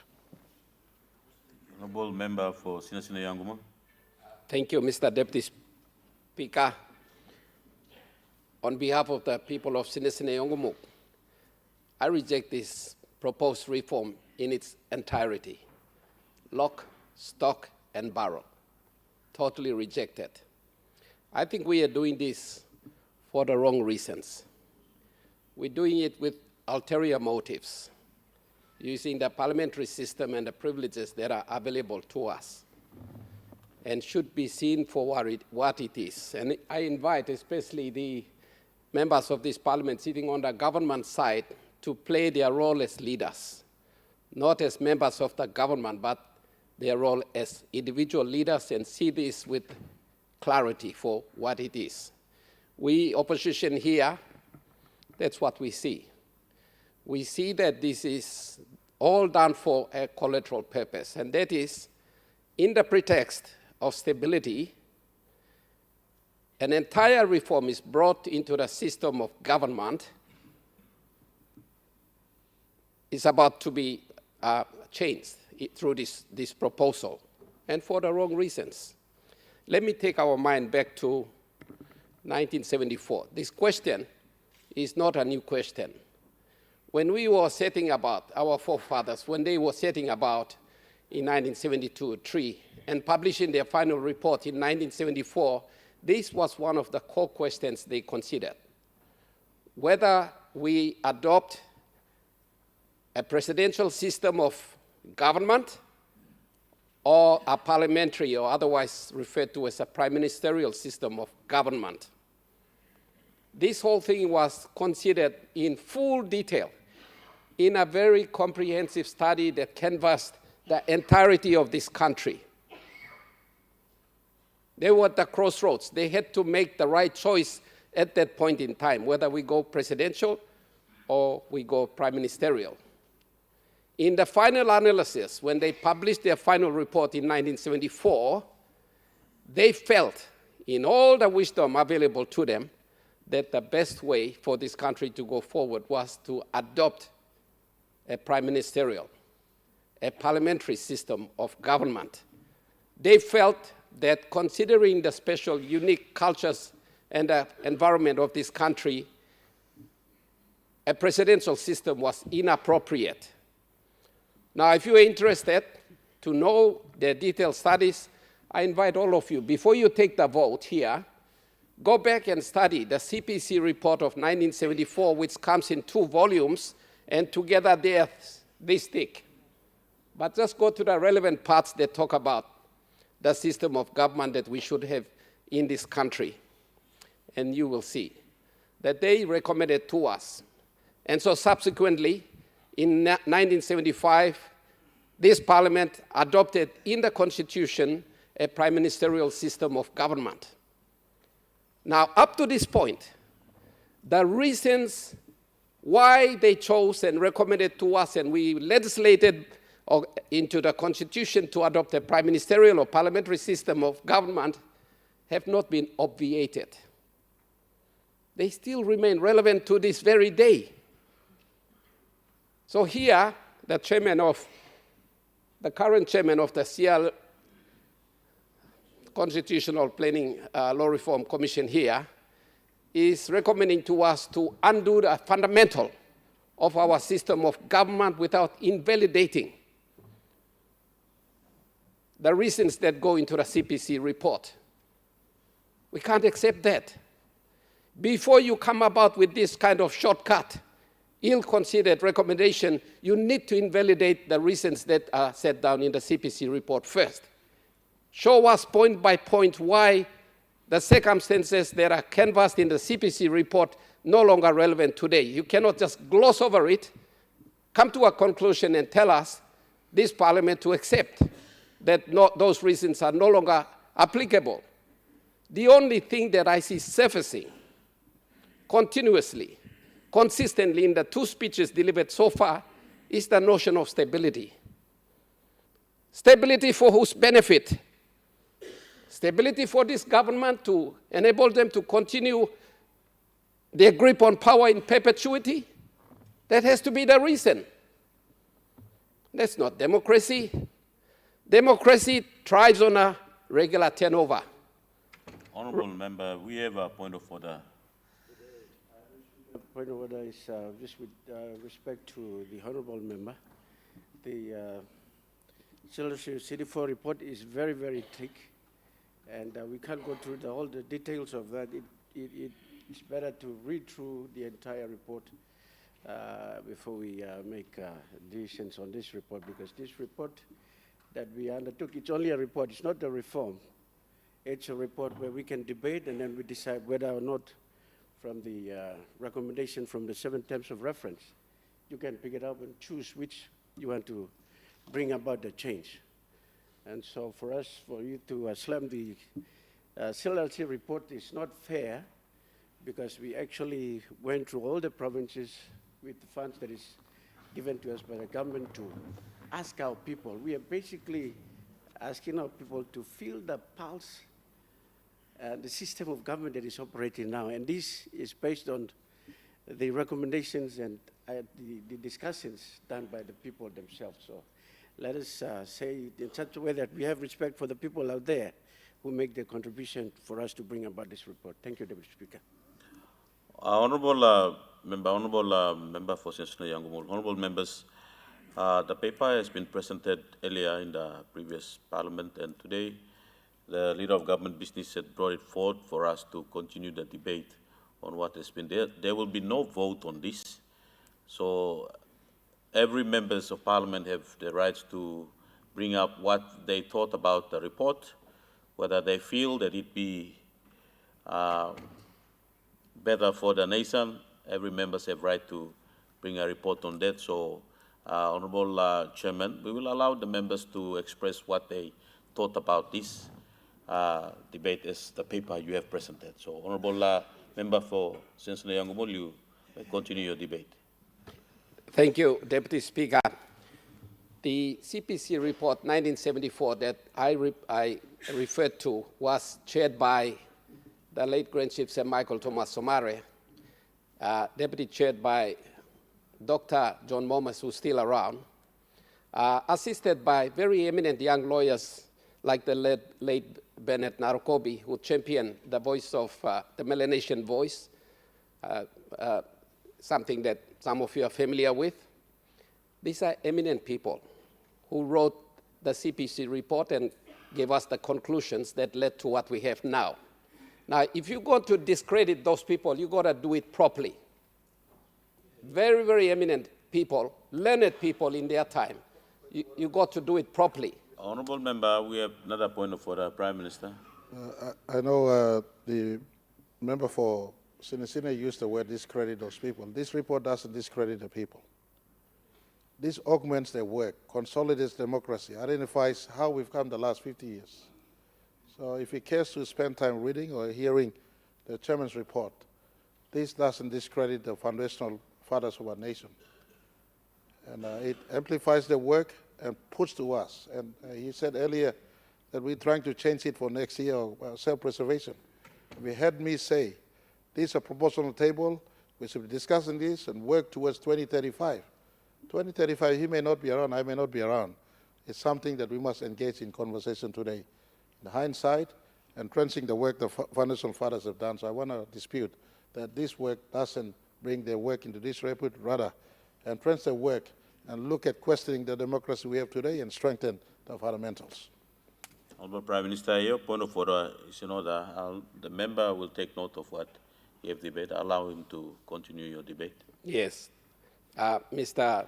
Speaker, maybe the word that I used has caused some unnecessary alarm.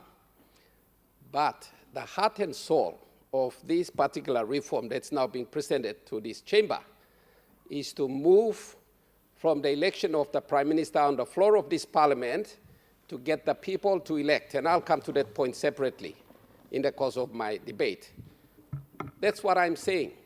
It's a fundamental shift away from what we have to something that some people want us to have. And the debate now is, do we want that change? That's what we're talking about. So if you allow me to say what I have to say, other people are waiting in line to debate also, is this. The difference between the presidential and the prime ministerial system is very, very significant, especially for this country, with its multitude of languages, tribes, and cultures. So I'm just trying to project it forward for the purposes of this debate in my mind. I'm trying to imagine a candidate, a presidential candidate from Central Province going up to the highlands and campaigning. Think about it. That's the reality of our Papua New Guinea at the moment. Think about a presidential candidate from Central Province going up to the highlands and campaigning there. Well, listen to me. You can have, Mr. Speaker, they can Honorable debate. members, allow the member Yes. to There was his a time, Mr. Speaker, in case these people forget, there was a rugby league competition in this country between New Guinea and Papua. It pitched two halves of the country against each other. We went into considerable violence for more than a week in the city. Now, what you got to do, if you have any degree of wisdom, is to avoid putting this country on a platform that will lead to provincial and regional conflicts. Right now, I see that this country is in a worse position than before as at independence, because I cannot see how presidential candidates will move around its region and campaign. In theory, you can, but in practice, you won't if you know your country well. Yeah, but if you are in this government, of course, your eyes are blind to what's happening around you, such as people on that side. But let me tell you this. It will not be possible or practical, and you're putting your people on a regional platform, and very soon this country will lead to conflict along regional lines when people try to block the votes as they do in today's election at the open level and at the government level. That will be scaled up to the national level, and your country will be in chaos. That's the point. Honorable Governor, what's your point of order? What member for Sinasina Yongubuk is advocating, I think this statement, although it's a debate, but we must be careful what we say, because what we say can affect our people's sort of thinking and so on. And I want to say that in Port Moresby, we campaign and, we get mandate from all diverse people in our city. I won't be here if Papua New Guinea did not respect me. Member from Moresby South, likewise. Honorable Governor. Yeah, so we be Honorable careful Governor. about what we say. That's the point I'm saying. Honorable Governor. Not inciting, this type of Honorable division Governor, that I is don't probably think not you true. are raising a point of order. Thank you, Mr. You are making a statement. If you'd like to debate on the statement, I can allow you. I'll let the member to express what he feels about this. This is the time of debate. And Honorable Governor, this is Parliament, and every member have right to express what they felt about any motions that bring to this Parliament. So I'll allow him to speak. Honorable member. Thank you, Mr. Deputy Speaker. The utility of a bill or a reform must be tested on the floor of this Parliament before it's voted, become law, and becomes implemented. If there's an element of risk, that risk must be analyzed on this floor, but because it can't be done outside. That's what I'm doing. I see a risk there. So I'm espousing it. People might disagree with me, but they can show it on the vote. So now, let's come to the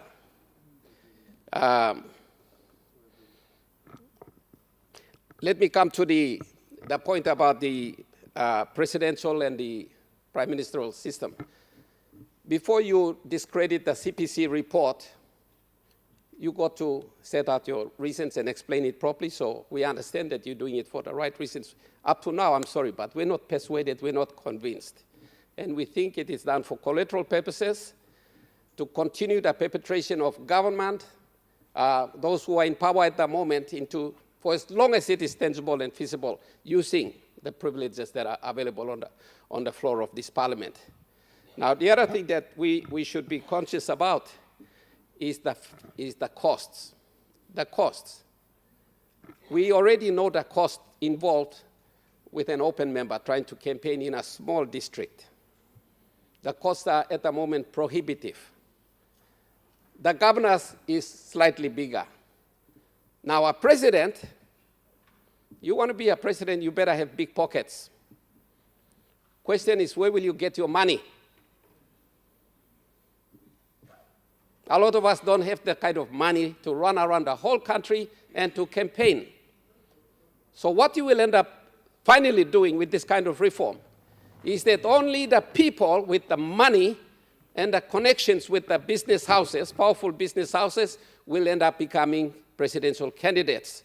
The ordinary leader, highly qualified, will be disqualified just by the fact that he's got no money in his pocket to finance his campaign countrywide. You look at America. You look at the amount of donations that go behind it, the lobbying and the obligations and the contracts and the kickbacks that goes on in the United States, all openly, and we know it, and supported by their legislation. Do we want to go down that track? Legitimize corruption, pass laws to support extended donations so that we can finance our presidential campaign, and when we get into power, we have to repay those debts, not out of our own pocket, but through public wealth. Those are the risks that are there. Think about it. Now, what is wrong with this system as we have it? Prime ministerial system as we have it. Parliamentary system as we have it. There's nothing wrong with it, Mr. Deputy Speaker. I can assure you of that. Nothing wrong. The only thing that's wrong with it is not the system, but the people, the leaders, in their attitude, their upbringing, their mentality when they come to this floor are not thinking of saving the people. They are busy saving themselves, continuing enjoying the perks and privileges of the office. They no longer think of the people. That's what they do. There's nothing wrong with the system, the prime ministerial system.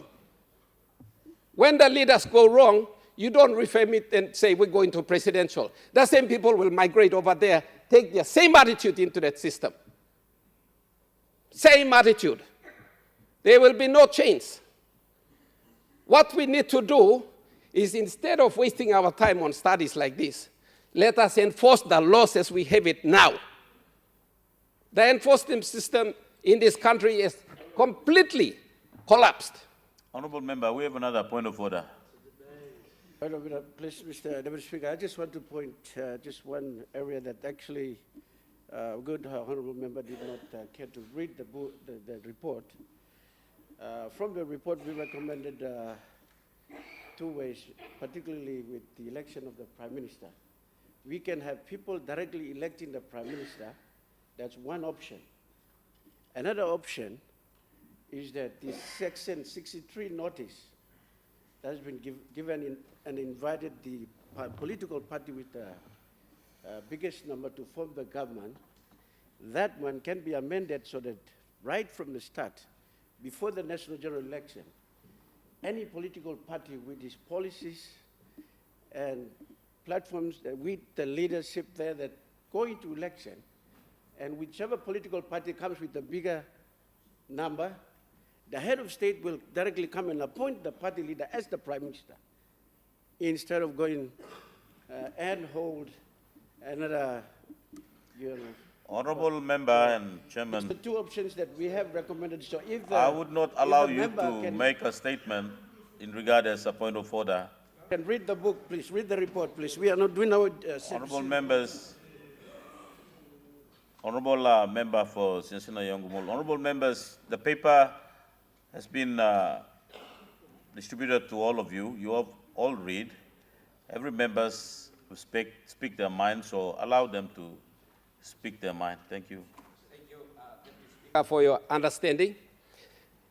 So what I'm saying is this. There's nothing wrong with the prime ministerial system. what is actually wrong is the behavior of our leaders.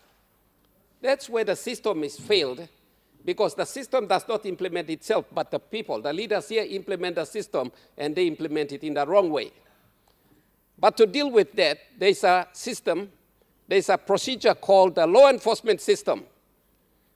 And the law enforcement system in this country has substantially collapsed.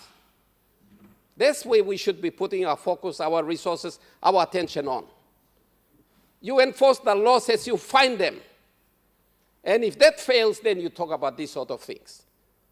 But we haven't gone down that pathway. As I speak right now, there are many of us who should be standing before the Ombudsman Commission, standing before ICAC, standing before the public prosecutor, standing before the leadership tribunal, standing before the courts.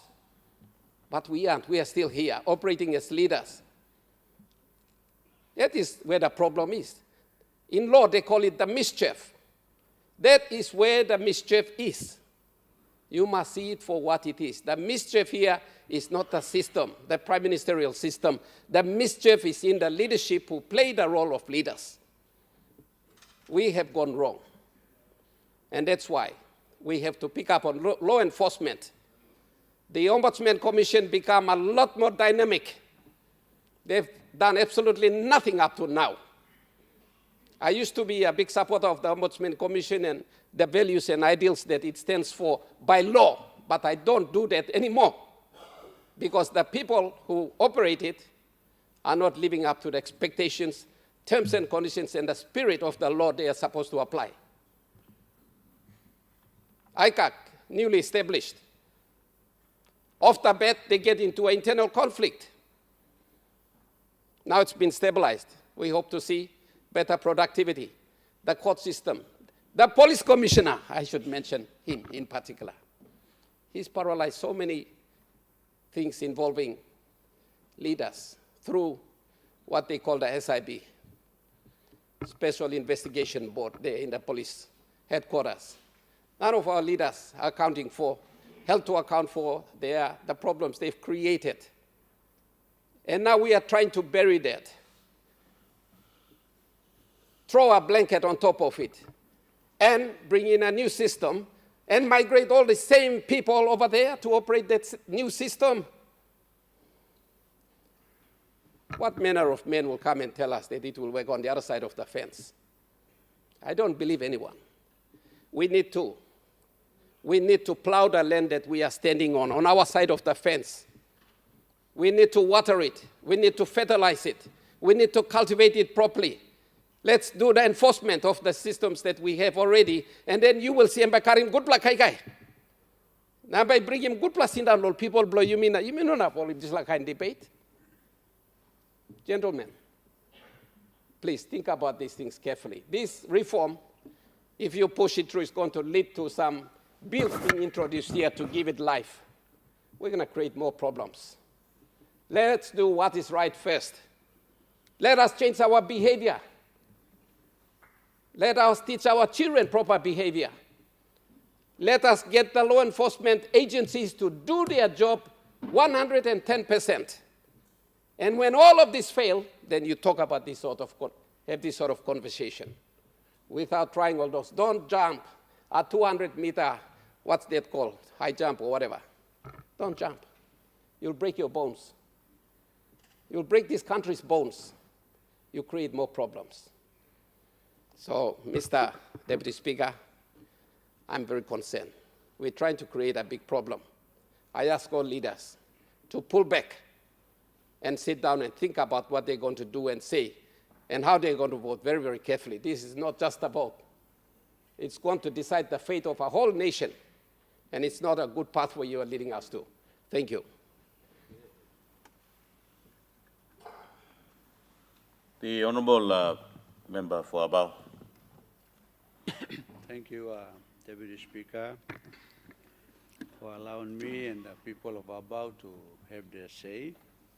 Thank you, Chairman of the Constitutional Law Reform Commission and your team, your committee members, plus your technical team, who I believe had worked very, very hard, going around the country seeking advice and coming up with this final report for Parliament to debate on. And thank you, Prime Minister, for providing the leadership. My views I have expressed in my press statement last week, and I want to emphasize some of the areas that I have observed over the years serving the people of Abau and the country through this Honorable House for the last 5 terms. Number one message I want to emphasize, Honorable Chairman and Deputy Speaker, is big reforms always cause a lot of confusion. The 1995 reform on organic law on provincial governments and local level governments is the classic example of something that was working, that the tap that was not leaking and was changed. Then we come up with a more problem under the organic law on provincial governments and local level governments, 1995. If you look at the Hansard, Honorable Deputy Speaker, the organic law on provincial governments and local level governments was one of the constitutional laws that had undergone many, many amendments, because to start with, it was badly structured. And so, if we push for major reforms, then the country is not ready. Our institutions of state are not ready to administer and manage the big changes that we want to bring in, with some of good intentions and some very, very bad intentions.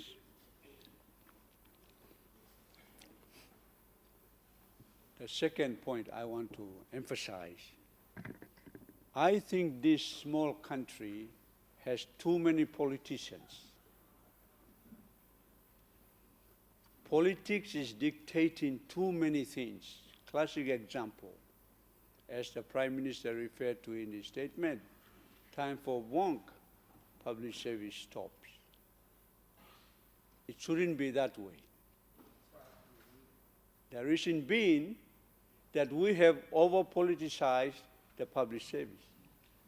And we also have provincialized the public service and districtalized the public service. We appoint people that are with us.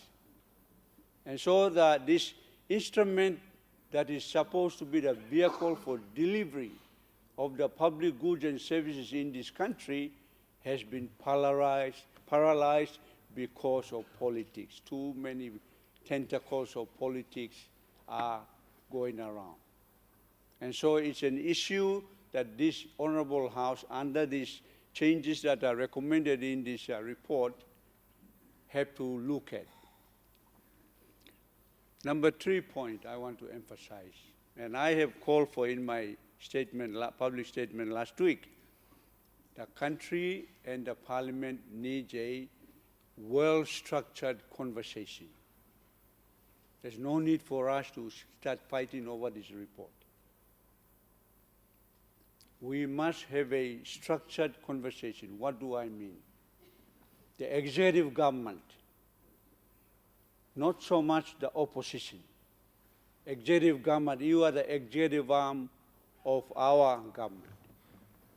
You have to now take charge, but in a structured process so that we are able to identify those issues that will prevent us from making the same mistake as the 1995 reforms. And perhaps the better way to handle it is like what we normally do through our parliamentary democracy, is have a team on both sides of the House to support, go inside the report. And I have gone through the report about twice already. And some of the areas that I have seen are very, very good, very, very good. For example, some of the examples that the chairman has just stood up on. How do we elect the Prime Minister? Should we continue this 145 provision in the Constitution through a wrong process? every 18 months, and our history that the Prime Minister has already clearly identified. Every 12 months, 18 months, 22 months, we were changing Prime Ministers. Should we continue? My view is no, we should not continue that way for the next 50 years. I think the provision of 145 has to be looked at. Look at Australia, our neighbor. Their Prime Minister is not elected the way. It's the party and the coalition of parties that go out to the electorate and get their mandate because of the policies that they are promoting. And so you have one big party, and there are 2 or 3 small parties who are together all the time. They don't break up after elections because they want to go and join the government, Pangu on the government side. That type of political culture we have to kill now. We have to stop now. For example, the chairman has recommended, for example, why don't we amend our law and the party with the biggest number of elections, Gigi invites, don't come and vote for a prime minister on the floor again. That party leader becomes the prime minister. And then, if the country is having problem, that party has to change their leader within the party. So we build our party systems up in the country. Our problem, the fourth issue that I was going to raise was, apart from so many politicians, we have too many parties. This has to be handled. We must stop it. So many parties with same policies. So why don't we strive to address the Constitution as recognized political parties as important vehicles? But too many, how do we address too many? And I think this is the way to look at these things. Structured conversation has to go. The recommendations that some are given today doesn't have to be the answer, but there has to be a structured institutional process where some of these things have to be properly managed. In one of the grievance debate, I stood up and I said, this parliament has an obligation as a legislature to identify all the laws that are outdated. Imi Rausimo. Nobody has done that. Attorney generals have not done that. Many of the laws are really outdated. So we have to structure some of these things. Is it constitutional impediments? Is it the organic law impediments? Or is it enabling law impediments? Or is it administrative structures of the implementation vehicle that is badly aligned to the laws, and therefore nobody can police the legislations? These are what I've been calling structural difficulties. We have major structural issues in this country, and therefore effective implementation is not happening. 50 years ago, our socio-economic status were similar to some countries that you and I know. I'll mention one of them, like Malaysia. 50 years ago, PNG and Malaysia had same socio-economic status. We are now 50 years behind Malaysia. And the question is absolutely right. Should we keep on doing this and not achieving the outcomes we want? That's where Albert Einstein was absolutely right. Lon passing. That's what he called it. If we keep on doing the same things and expect a different result, well, we are wasting our time. Insanity, he called it. And so my strong opinion is, it is absolutely the right timing to have a structural conversation in this country. And the Prime Minister of the country, whether it's now or after the 2027 elections, has to take the lead role in making sure that the people's wish expressed in the report has to be structurally and and slowly manage, because major reforms we cannot absorb because our institutions are not ready. Fifth issue.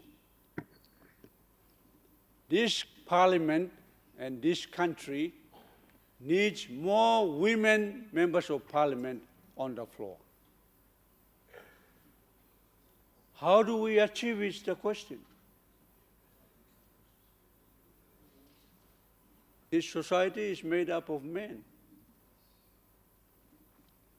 So how do we structure our laws, our political party policies? We've been trying. At one time there were 5 women, and then after that 4 laws and only 1 came in. This time we have 2. So the women folk are struggling to become members of this honorable house. And I agree with the sentiments that have been expressed that we need gender balance on the floor of Parliament. How do we do that? And I have expressed my views. For example, why don't we review the provincial government system? In my statement last week, I said, what is the role of the governor? Is he a legislator on the floor of Parliament or administrator in the province? In fact, when Ben Micah changed the name from premier to governor, he made a elementary mistake. Ben Micah and his committee made an elementary error.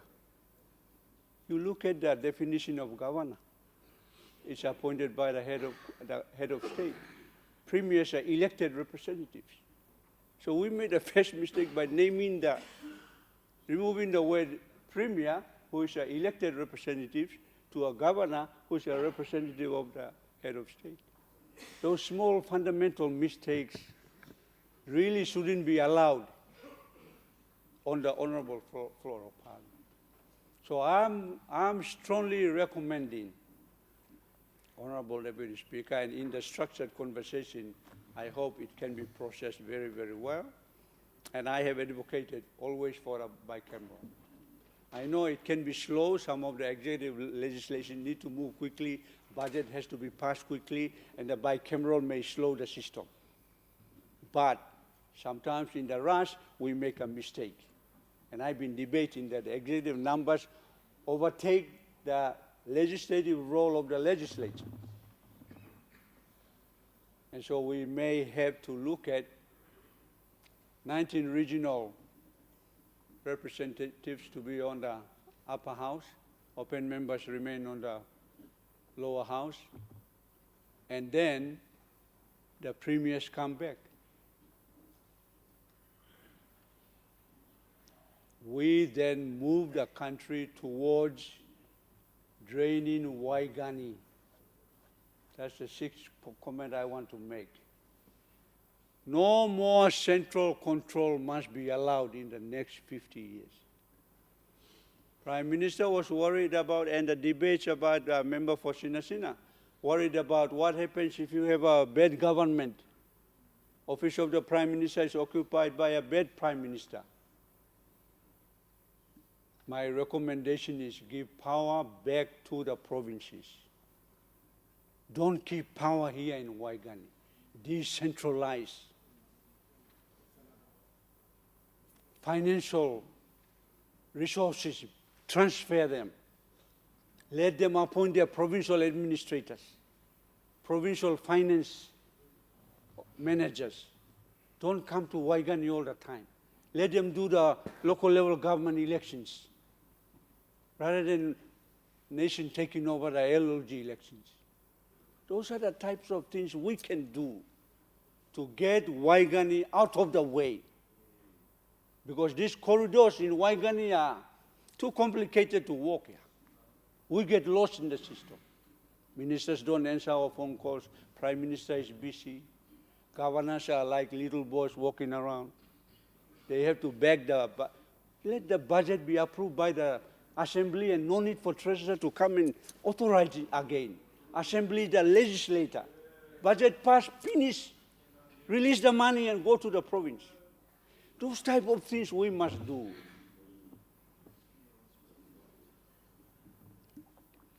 So, Deputy Speaker, there are these issues of draining Waigani powers back.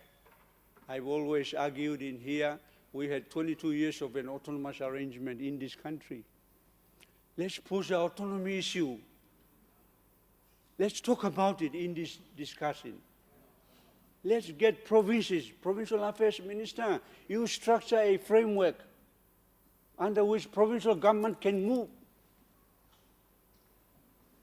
Let the premier stay there and run the province and make money for the country. That's what is called for, not Waigani, not Prime Minister all the time. Prime Minister is going around cutting ribbons everywhere. And ministers are going to sleep, as the opposition leader has accused.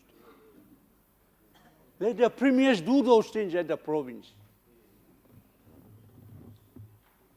2 levels of legislature is recommended. I fully agree with. I think LLG is a political club. You go and assess, Deputy Speaker, how many laws have been passed by the LLG government?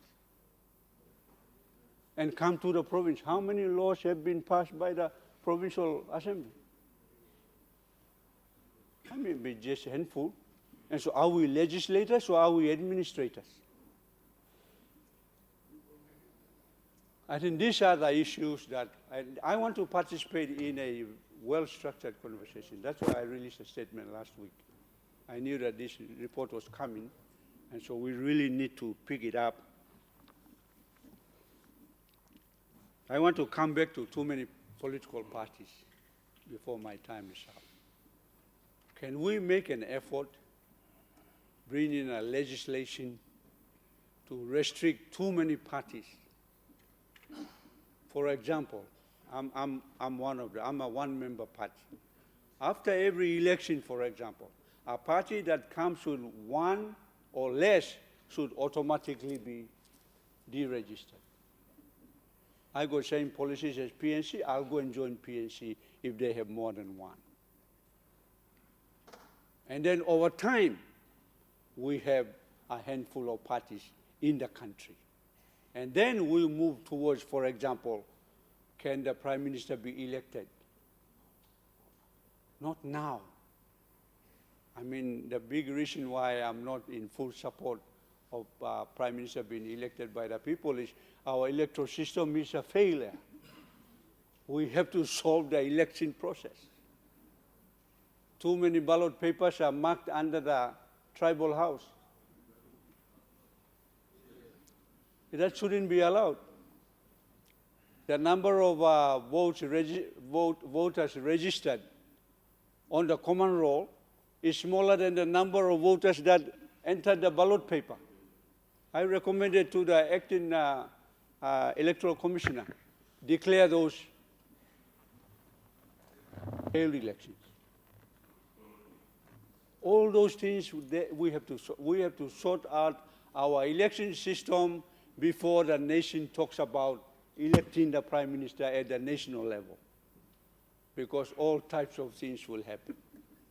And we know how to climb through the window rather than the proper door in the electoral process.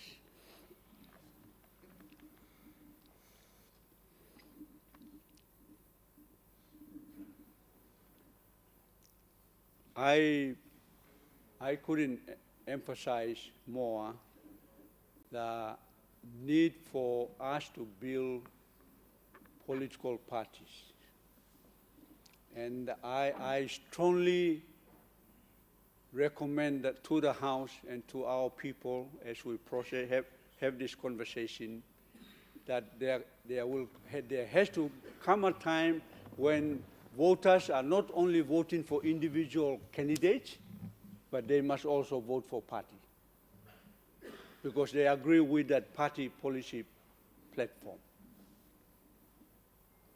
Honourable Member for About. Unless we do that, we will keep on having difficulty in our election time. Thank you, Deputy Speaker. Before we continue the debate, the Leader of Government Business.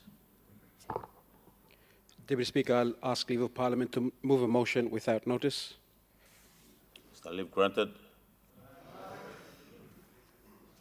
Mr. Deputy Speaker, I move that summons of standing orders be suspended as would prevent A, the Parliament sitting beyond 5 o'clock p.m. this day, and B, the Parliament adjourning on a motion to be moved by a minister at any time.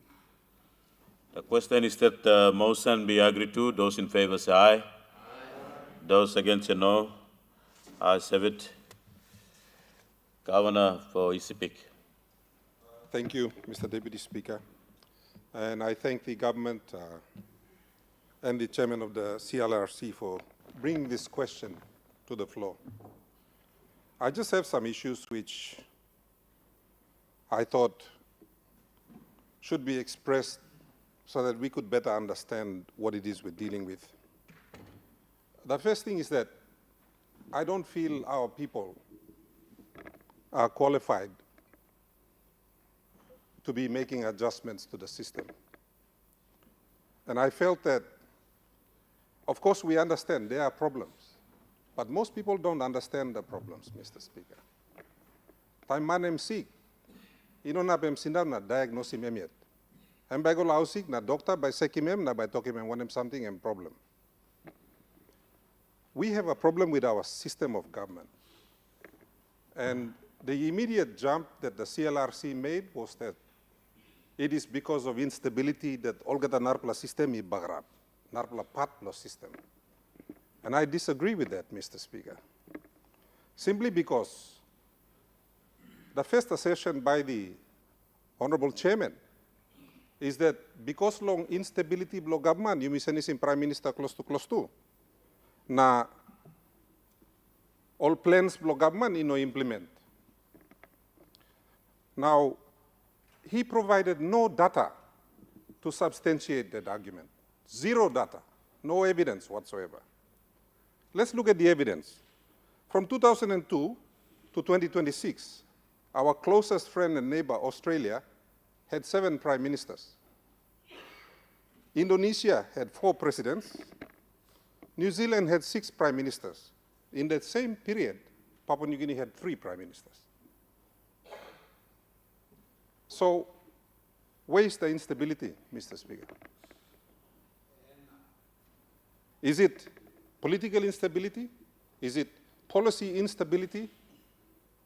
Or is it system instability? And come up low way. So I come back to the point. Our people are not qualified to make that judgment. If anything, just like as the Honorable Karangakua said, if anything, we should be bringing people who are experts on government to assess our system and tell us where the problem is, diagnose it. For instance, Mr. Speaker, time you look long one plus system, you know, what constitutes a system? I didn't see that in the report. And I respect that there were many learned people who worked on the document, but nobody looked at the system to identify where the weakness was in the system, Mr. Speaker. In a system, there are several key elements. Number one is the input. Is the problem money? Is the problem knowledge? We never looked at that element in the report. Is, you know, the second key element of a system are the processes, the mechanisms that we have. And some of them were mentioned. You may got national government, you may got provincial government, now people are already saying you may got DDA government, now you may got LLG. And then we have a public service. They manage the processes that we do. We have members of parliament who are actually implementers. All of you here are implementers. You can't deny that. You plus a sit down DDA, na passing resolution, na you plus a selective contractor, na you plus are going to make him work. That's implementation. We are all doing that just about. Outputs. Once you put in money or something, go inside. What are the outputs we are after? And this is where I disagree with the method that the CLRC used. Only going to ask him all people, low quality, low display output. The results. Yes, the results are not there. And that's why I say they are not qualified to make a judgment on that system. Narpla, key element of system and feedback. What is feedback, Mr. Deputy Speaker? Monitoring and evaluation. This country has not conducted any monitoring and evaluation, in my knowledge, at least for the last 30 years. Nogat true. You may put him money, put him over something, go say, and no months are going to shake him. I have debated this on the floor, Mr. Speaker, many times. So feedback system long. Government blow you me, I mean no work. It's never even been operationalized. Nogat one man, me talk plenty time on this floor. One national government department should come to ECPIC, should go to Medeng, should go to Wesipik, at least once a year, or two time lo yan na sekim. Money you give him lo district ya. Only go walk him the sala walk or nogat. Emi produce him the sala result or nogat. Money you give him lo province ya. Emi karim kaikai or nogat. It has never been done, Mr. Deputy Speaker. Failure stop lo hap. Now you may blame him political instability stop. Control. Again, another key element of any system. Are the control mechanisms working? Is ombudsman working? The key point raised by the Honorable Karen Gakua. Is the justice system working? Is ICAC working? FASU identified 18,000 transactions, over 30 billion kina remitted from this country. Not one single one prosecuted, Mr. Deputy Speaker. Because no got control of system, there's no control mechanisms, only no work, policy no work. I could go on, Mr. Speaker, but my point is, if there's a problem in the system, we need people who are familiar with that system. Kisi mechanic, you like fixing car. Unless you are a qualified mechanic, you don't have straight car. You have to hire a mechanic to do it. Mi play no gat mi blol member yet, like sit down, give him ting. Mi play go down, collect him ting, blol man no place na mi play ting osem no gat, that's the solution. Respectfully, Mr. Deputy Speaker, I submit that it's not. Chairman Emi Togolsem, time you got government instability, policy implemented by the public servants. Now, at the last budget, I want to quote, in terms of the MTDP 3 and the MTDP 4, and this is from planning. First Assistant Secretary from Macro Planning Division, Maria Louise Wow, indicated that millions of kina had been wasted because all of the district and provincial plans were not aligned to the MTDP. And me quote him straight, First Assistant Secretary of Planning. Secretary of Planning, Conway Samuel, emphasized that for MTDP 4 to be effective, there must be a complete overhaul of how development plans are made and implemented, moving away from just having documents on paper, because, let me talk long, MTDP 3, 80% of the budget is not spent on MTDP priorities. I am quoting the Secretary for Planning here. Walkman blow government. No got one play mention inside lo here lo political instability, Mr. Speaker. I want to come back to one of my other pet favorites, and the Honorable Pukatemu. Let me throw my hat talk on tablo display. Decentralization. I have wondered for a long time, because we have had autonomy in Bougainville for some time. And I have wondered, me yet or liang plablomi long sipik, na planti haplo Papua New Guinea, only interest lo despla ting you may call him autonomy. And I keep looking at Bougainville. And I wonder, I see the members of Bougainville in here, they enjoy an autonomous government, supposedly. But the members of Bougainville are in here, arguing for roads, bridges, and classrooms, just like the rest of us. So I'm asking myself, what is that autonomous government oligarch of Bougainville if their members are here arguing for the same things that we are arguing for? Surely, with autonomy, they should be doing something different to us. Na mi no sa whether you blow narla leaders is a skelly monogat, but mi sa sinan na mi sa ting. So, in essence, one kind system you mean like Tram lo Bougainville where me sa working argument too long. Greater autonomy for all provinces, not just Bougainville. But then I look at Bougainville, and I'm asking myself, we have had an experiment with autonomy with Bougainville. Do we know the results of that? Have we got any feedback from the Bougainvilleans themselves or their own MPs on this floor? Or from the Honorable President Natim Blongem Lohap? Are we even interested to figure out if there's something here we work or nogato? And if it is working, are there lessons we can get from it? If it isn't working, what can we do to fix it? So I come back to this entire discussion by the CLRC. And it is my argument, Mr. Deputy Speaker, that the questions are wrong. And because the questions are fixed, the CLRC could not deviate and look at the real key problems. One em stretem aswa. Sua em stap lowe, sikem stap lowe. Is it the politics? And I had the Prime Minister. Emi Togolsem, he has been really good at managing the politics. That's why government em stap. That is true. The Honorable Peter O'Neill was also very good at managing politics. And prior to that, the National Alliance government. Now you may look him here. Time government form, garaman by move go government. Diglig line solve stop opposition. And then we come to the issue of instability. Is the instability being created by the opposition? Me no think. The instability is actually created within the government ranks. So you may current problem lo government ranks, na you may kiss him come, na you may like solve him by changing the system. Me don't think that's like a threat. And I like the argument by the member for Sinasena Yongomul. Now you may look him. We cannot deny that there is money moving in our political system. We cannot deny it.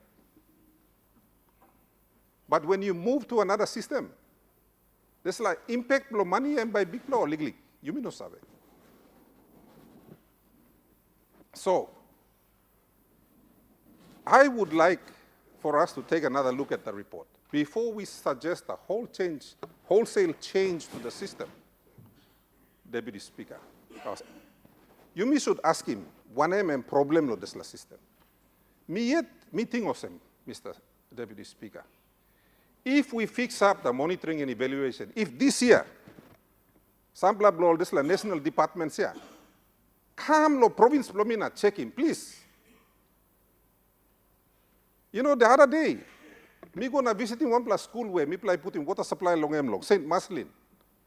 And the headmaster came up to me and said, Governor, this la 4-in-1 classroom here, contractor kisi money na em kam na, put him cement na, em take off, em no kam na finish him, and that was last September. And I have to ring everybody to find out who said give him this la contract, who was the contractor. Now how come? Trangu, all pigini blomilo St. Marcelin. They cannot access this classroom because somebody got paid and took off. Now, I'm sure that is happening in other parts of my province, and I'm sure that's happening in your districts and provinces as well. The system is so weak that it doesn't go down and check. And when the governor turns up, now governor looking at problem now, governor ring him all man. That cannot be my job. I shouldn't be the one doing the M&E to find out if the money working work or not. The system should be doing that. Now suppose system lo province no working. Someone from Port Moresby should follow the money and come down. Come lo province na come check him go na find out sem talk no gat only no working something straight. This is not being done correctly. We have to get the feedback and close the loop. We haven't been doing that. So all of these things fall back lo people remember. And to fix it, we want to secure this political stability. And somehow that miraculously fixes everything. I don't think so. I think that if we just deal with the head and we don't deal with the accountability mechanisms, then the accountability issues and challenges still remain. All we are doing is doing a superficial change on the top, that's all. And by non work. So me ask him online, government, or minister, prime minister, look at, you've got how many ministers now? 38 ministers? In amongst all of that and the departments and everything else, there should be an inspection group from Port Moresby. Budget, you miss a structure in here. It's Waigani heavy. If you divided the budget up and looked at how much is going to the provinces and how much is staying in Waigani, by looking more some legally number go along all province na big plans are stop lo Waigani. Draining the swamp should also include shifting a lot of those resources down to the provincial governments. And I make that argument again. Calm down, not check it. Check all of us. These are public funds, Mr. Deputy Speaker. You know money below me. Somebody from Port Moresby should have the authority to come down and do an inspection. You may become a struggle long, kisim, approval long, passing budget below you me. That's all Obian or man come down and check him implementation. No got man sakap. And then we get letters from agencies here saying, submit him acquittal report below plaka. You don't know whether I'm true acquittal report or Gaman acquittal report, me plus a Karim kan na put him, because no got man sa go down the seki. Years ago, we were doing a job up in Southern Highlands. I was with the PM's department at the time, Mr. Speaker, as an advisor. And I remember, all in the Southern Highlands come now, all talk all same. Every year, me plus a same photo, na write him all same report, then plus a Karim go and give no line Mosby. Now also I must na tick, tick, tick, tick. I had this from the public servants in Southern Highlands in 2009. Now, me suspect was a line lo sipik too all working one kind of stuff. Because nobody comes and checks us. Me feel all same. If you started sending people down to check if work is actually being done, you are going to fix a large amount of our implementation problems. People are going to start spending money on the things that actually make a difference to the lives of our people.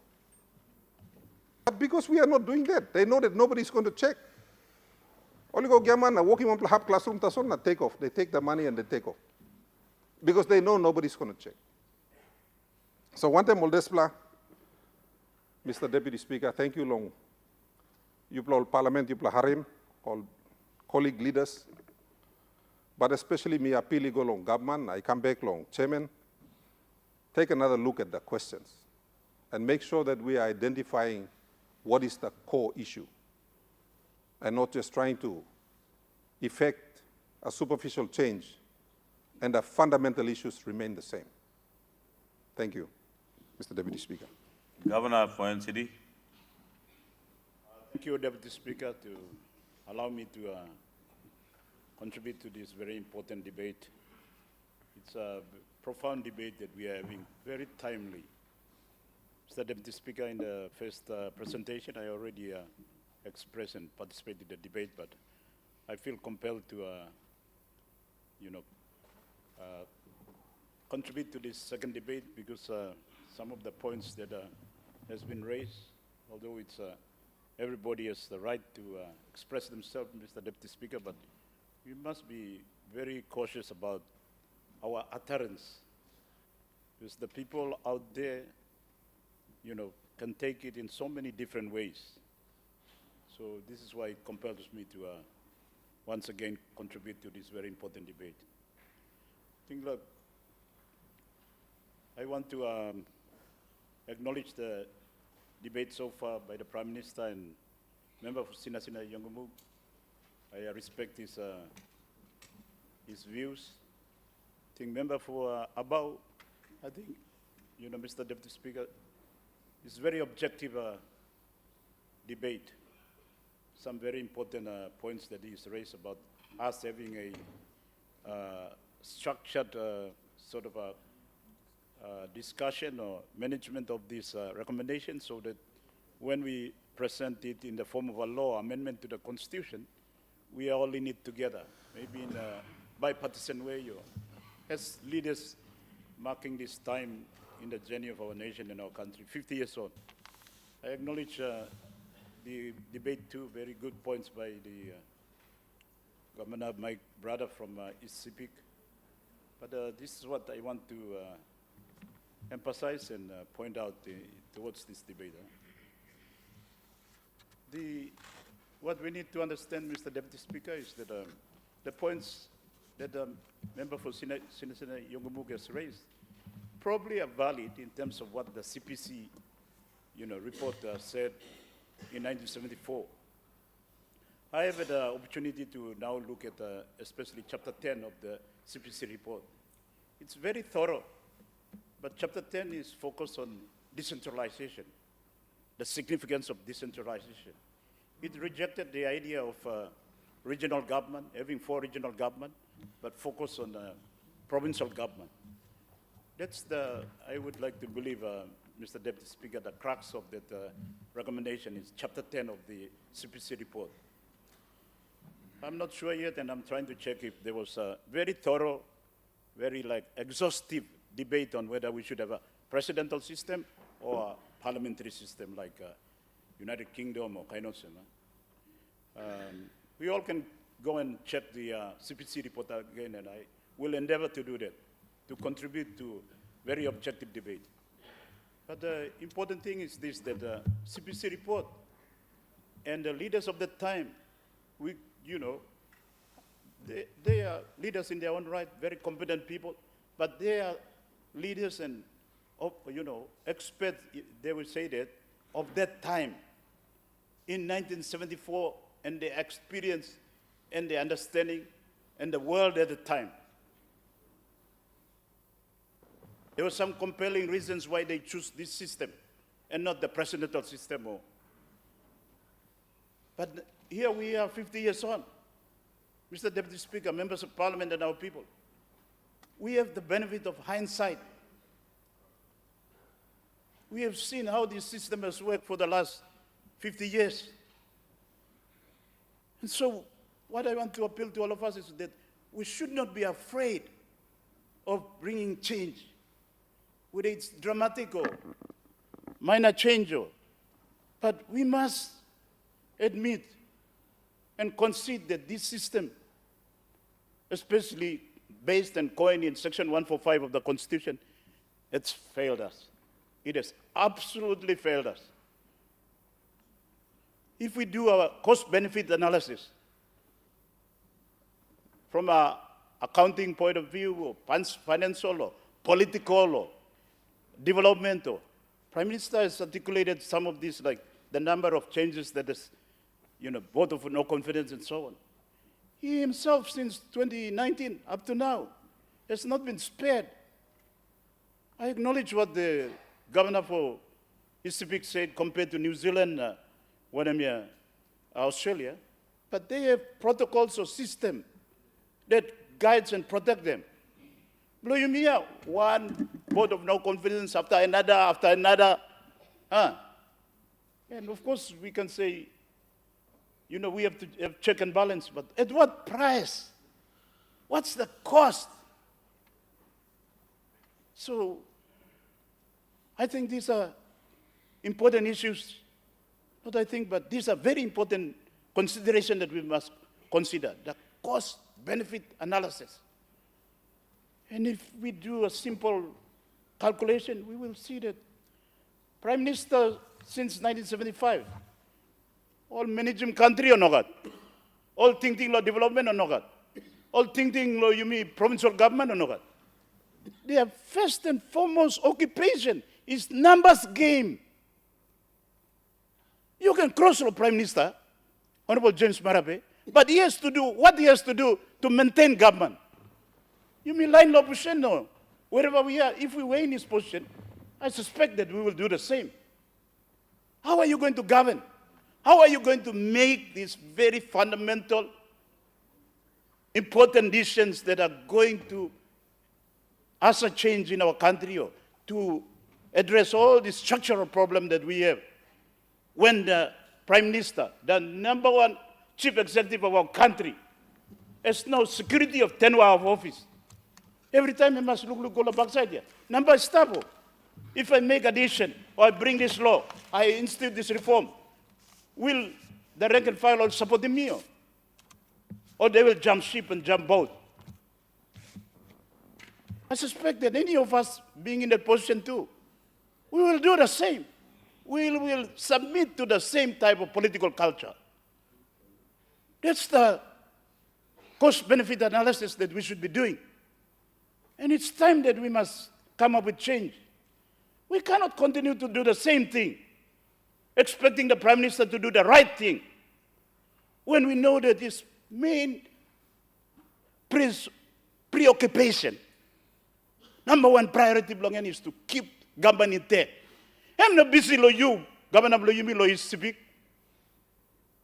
Am I thinking lo you, but he has to maintain government. So something you might say, and you may look at us and criticize him, but he has to do what he has to do. How are we going to fix that? That's the challenge you may face in Stabia. The price is too much. You may look at us, now you may come, now you may question him, all people below you me. Me, I'm a testimony, and my brother here from must be northwestern, must be northeastern, must be south. We wouldn't be here if our people, Papua New Guineans, did not trust us and respect us and give us the mandate. So when we utter, whether the people, our people, can make this right decision or not, I think we should look at the mirror here. We should look at the mirror, Mr. Deputy Speaker. Time you make this powerful old people to elect the Prime Minister of the day, or to respect him, now let him stop. How are we making the decision based on the best interest of our people, or based on whatever parochial self-interest below you? Me by minister, or party below me by sim desa number, or why by mix sim desa benefit? Let's be honest and realistic. And Mr. Deputy Speaker, this power to elect the people of Prime Minister of Papua New Guinea belongs to our people. It is not ours. The Constitution am giving Loyumi because the CPC at that time did not trust our people. And to give it to the landed members of Parliament, honorable distinguished members of Parliament. We ask ourselves, online Loyumi of past and now, if we utilize this power in a very, objective way, or used it properly to elect the Prime Minister, incumbent Chief Executive you may trade him, go come. Should we continue to utilize this power that belongs to our people, or give it back to all people? These are the options that Chairman belong CPC, Constitutional Reform Committee and his team, they've presented to us. They've given us a number of options for us to consider. All not to give me Wogimosemo. Now we should have an objective, good debate.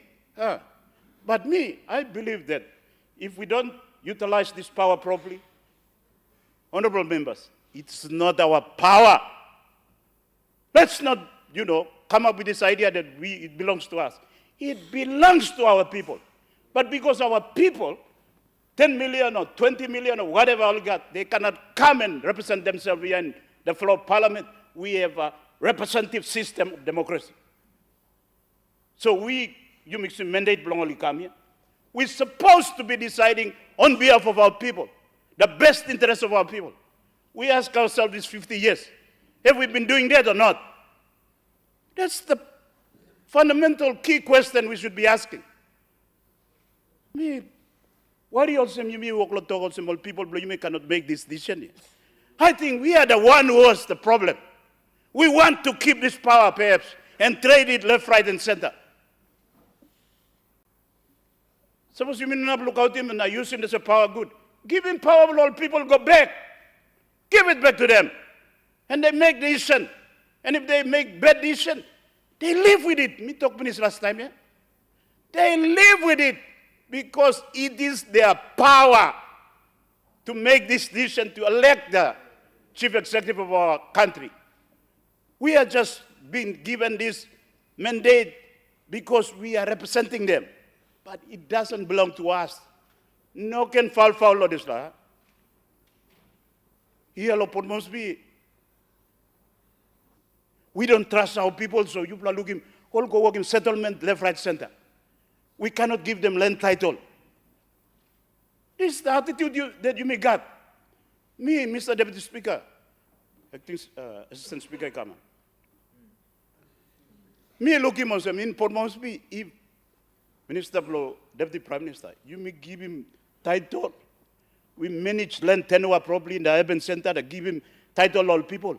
They will build this city of Port Moresby, our capital. And they will make you all proud. We are holding them back because we don't have confidence in them. We think that they'll mark up the system. Let me look him long. I can give a small example here in Port Moresby. Down there at Tauranga Beach and, what is the Tauranga Valley, now you go down to Tauranga Beach. The landowners, by their gracious, reach out again to our people, all give him ground long customary landowners to our people here. And look at what our people are doing down there. No proper survey, no basic amenities like water, power, and sewage. But look at them, they're building palaces down there. If we trust our people, they will build this city of ours, city of 1,000 tribes. They will make us proud. And that's our attitude that, am I wrong here? Me think our people are ready for it. Our people are ready for it. The people who are not ready are us members of parliament. We want to maintain this power. And if we want to maintain this power, make sure we use it properly. We use it for the highest good of our people, of our nation, of our country. But if we are trading it, it will come. Then we've lost the moral authority to keep this power. Give him all people, suppose we don't have to use him good. But you will keep him. Then come up with criteria to use it properly. Now. You mean you can pull him tight, he go, he come, use it, nothing. He got married, so no got some number, he come, me by moving vote of no confidence. Me got, security of 10 years, governor of our capital city. Have got 5 years guarantee. You all open members, you all got 5 years guarantee. Unless somebody take you in a court of disputed return or kind of same. So you can do your plans, 5-year plan for your district, for your province. But Papua New Guinea, Mr. Deputy Speaker, Papua New Guinea, their Prime Minister who's supposed to lead the way and come up with the overarching plan, strategy, solve all the problem, does not have security of tenure. Only before time you may start law 6 months, and then you may come law 12 months, and then you may come law 18 months. Lucky you plus sambla go in the supposition. You go in the supposition. You by age very fast. But you go lapun very fast. Look in Prime Minister now. When we came in 2007, I'm young Plamani. Me, I'm about 12 or how many years elder than him now. All get a grassy go. It's, climatic change happen, time process. But I'm young Plamani, look him. Not long am I reach him stage Plamia. I might be looking better than him. Yeah, because I got security of tenure. Some problem will come, but me manage him stuff. So, this is a serious problem. The chief executive does not have a security of tenure. Mr. Deputy Speaker, there's a debate that is going on that is valid, and that's about provincial government. Governor Blue Yumi Lo speak, I mean talk na. Member Blue Yumi, senior Blue Yumi Lo yellow Parliament, Sepukatemu, talk yeah. Members of Parliament, it's very valid. People governors, they work talk this like. Provincial government, they are key to our future. You may empower them all. You may give them all the powers that they need, support them all. Once the provinces, they are thriving. Hey, Papua New Guinea, by come up here. And that's the lesson that we can learn from if we're talking about our neighbors in Australia. In Australia, they have a federal system. National government is stuff, or federal government is stuff, but the state all got power. They can provide, they have their own police, all got, look out in health and education, infrastructure. Even they own the mines in Queensland. How many hundred and how many mines long? 500 mines or somewhere in Australia, yeah. All state government only own him. Federal government in Australia. So this system in work here, a good decentralized system, whatever you want to call it, provincial government or autonomous government or whatever, state government or federal government or whatever.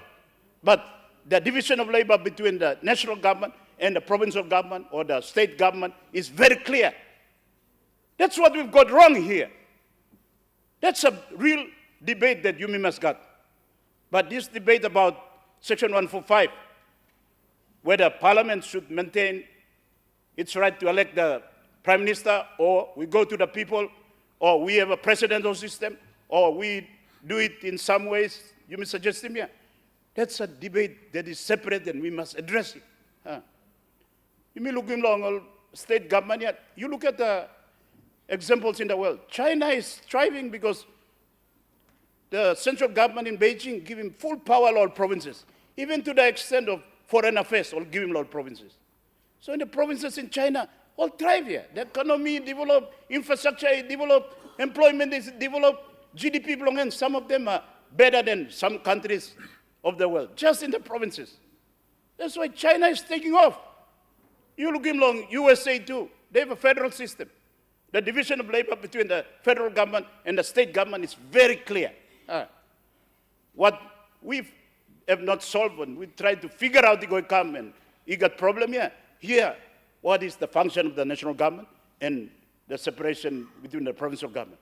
You may not clear him now. Then we go talk about all these bottlenecks going come. You may all governors now, you may complain law, DDA. But DDA, ask him, member Blue Yumi Long, Yalibu Pangia. He came up with this plan. Yes, me not blaming you, but you know, you have to do what you have to do because Southern Islands provincial government then probably was not catering for Yalibu Pangia. So you had to come up with a plan to solve that problem. But if we empower the provinces, then we might not have DDA. We plan governor by work good band you plan open member because money come long provincial budget, then it is accounted for in the provincial budget. You have a plan, we appropriate it to you because it's earmarked for your district. But now you all look directly here. You all account low sir. You managing good money or you found money or all equipment you buy me, you got some yard stuff and you got inventory or. This is a deputy speaker. This is a serious problem. But you know what? The Prime Minister, he has to do this because he has to maintain the support of the open members. This is the problem. It is the problem. You plan to look him, if I was in his shoe too, I will do the same too. I'll bypass you all governors, all brother to me. And I will give the money directly to the open members so that I keep my numbers intact. That's what we've been doing since 1975 we come up now. Why can't we see it? We have to see it. This is the big elephant in the house. Honorable Governor. Thank you, Mr. Deputy Speaker. Time to be out. I'm Tasol. Maybe I contribute again. Planning to do me got to The Leader of Government Business. Mr. Speaker, I move that the debate be now adjourned and that it be made an order of the day for next sitting. Is that the motion be agreed to? Those in favor say aye. Those against say no. The ayes have it. Leader of Government Business. Mr. Speaker, I move that Parliament do now adjourn until tomorrow 10 a.m. The question is that the motion be agreed to. Those in favor say aye. Those against say no. The ayes have it. Honorable members, I now adjourn the Parliament to tomorrow 10 o'clock a.m.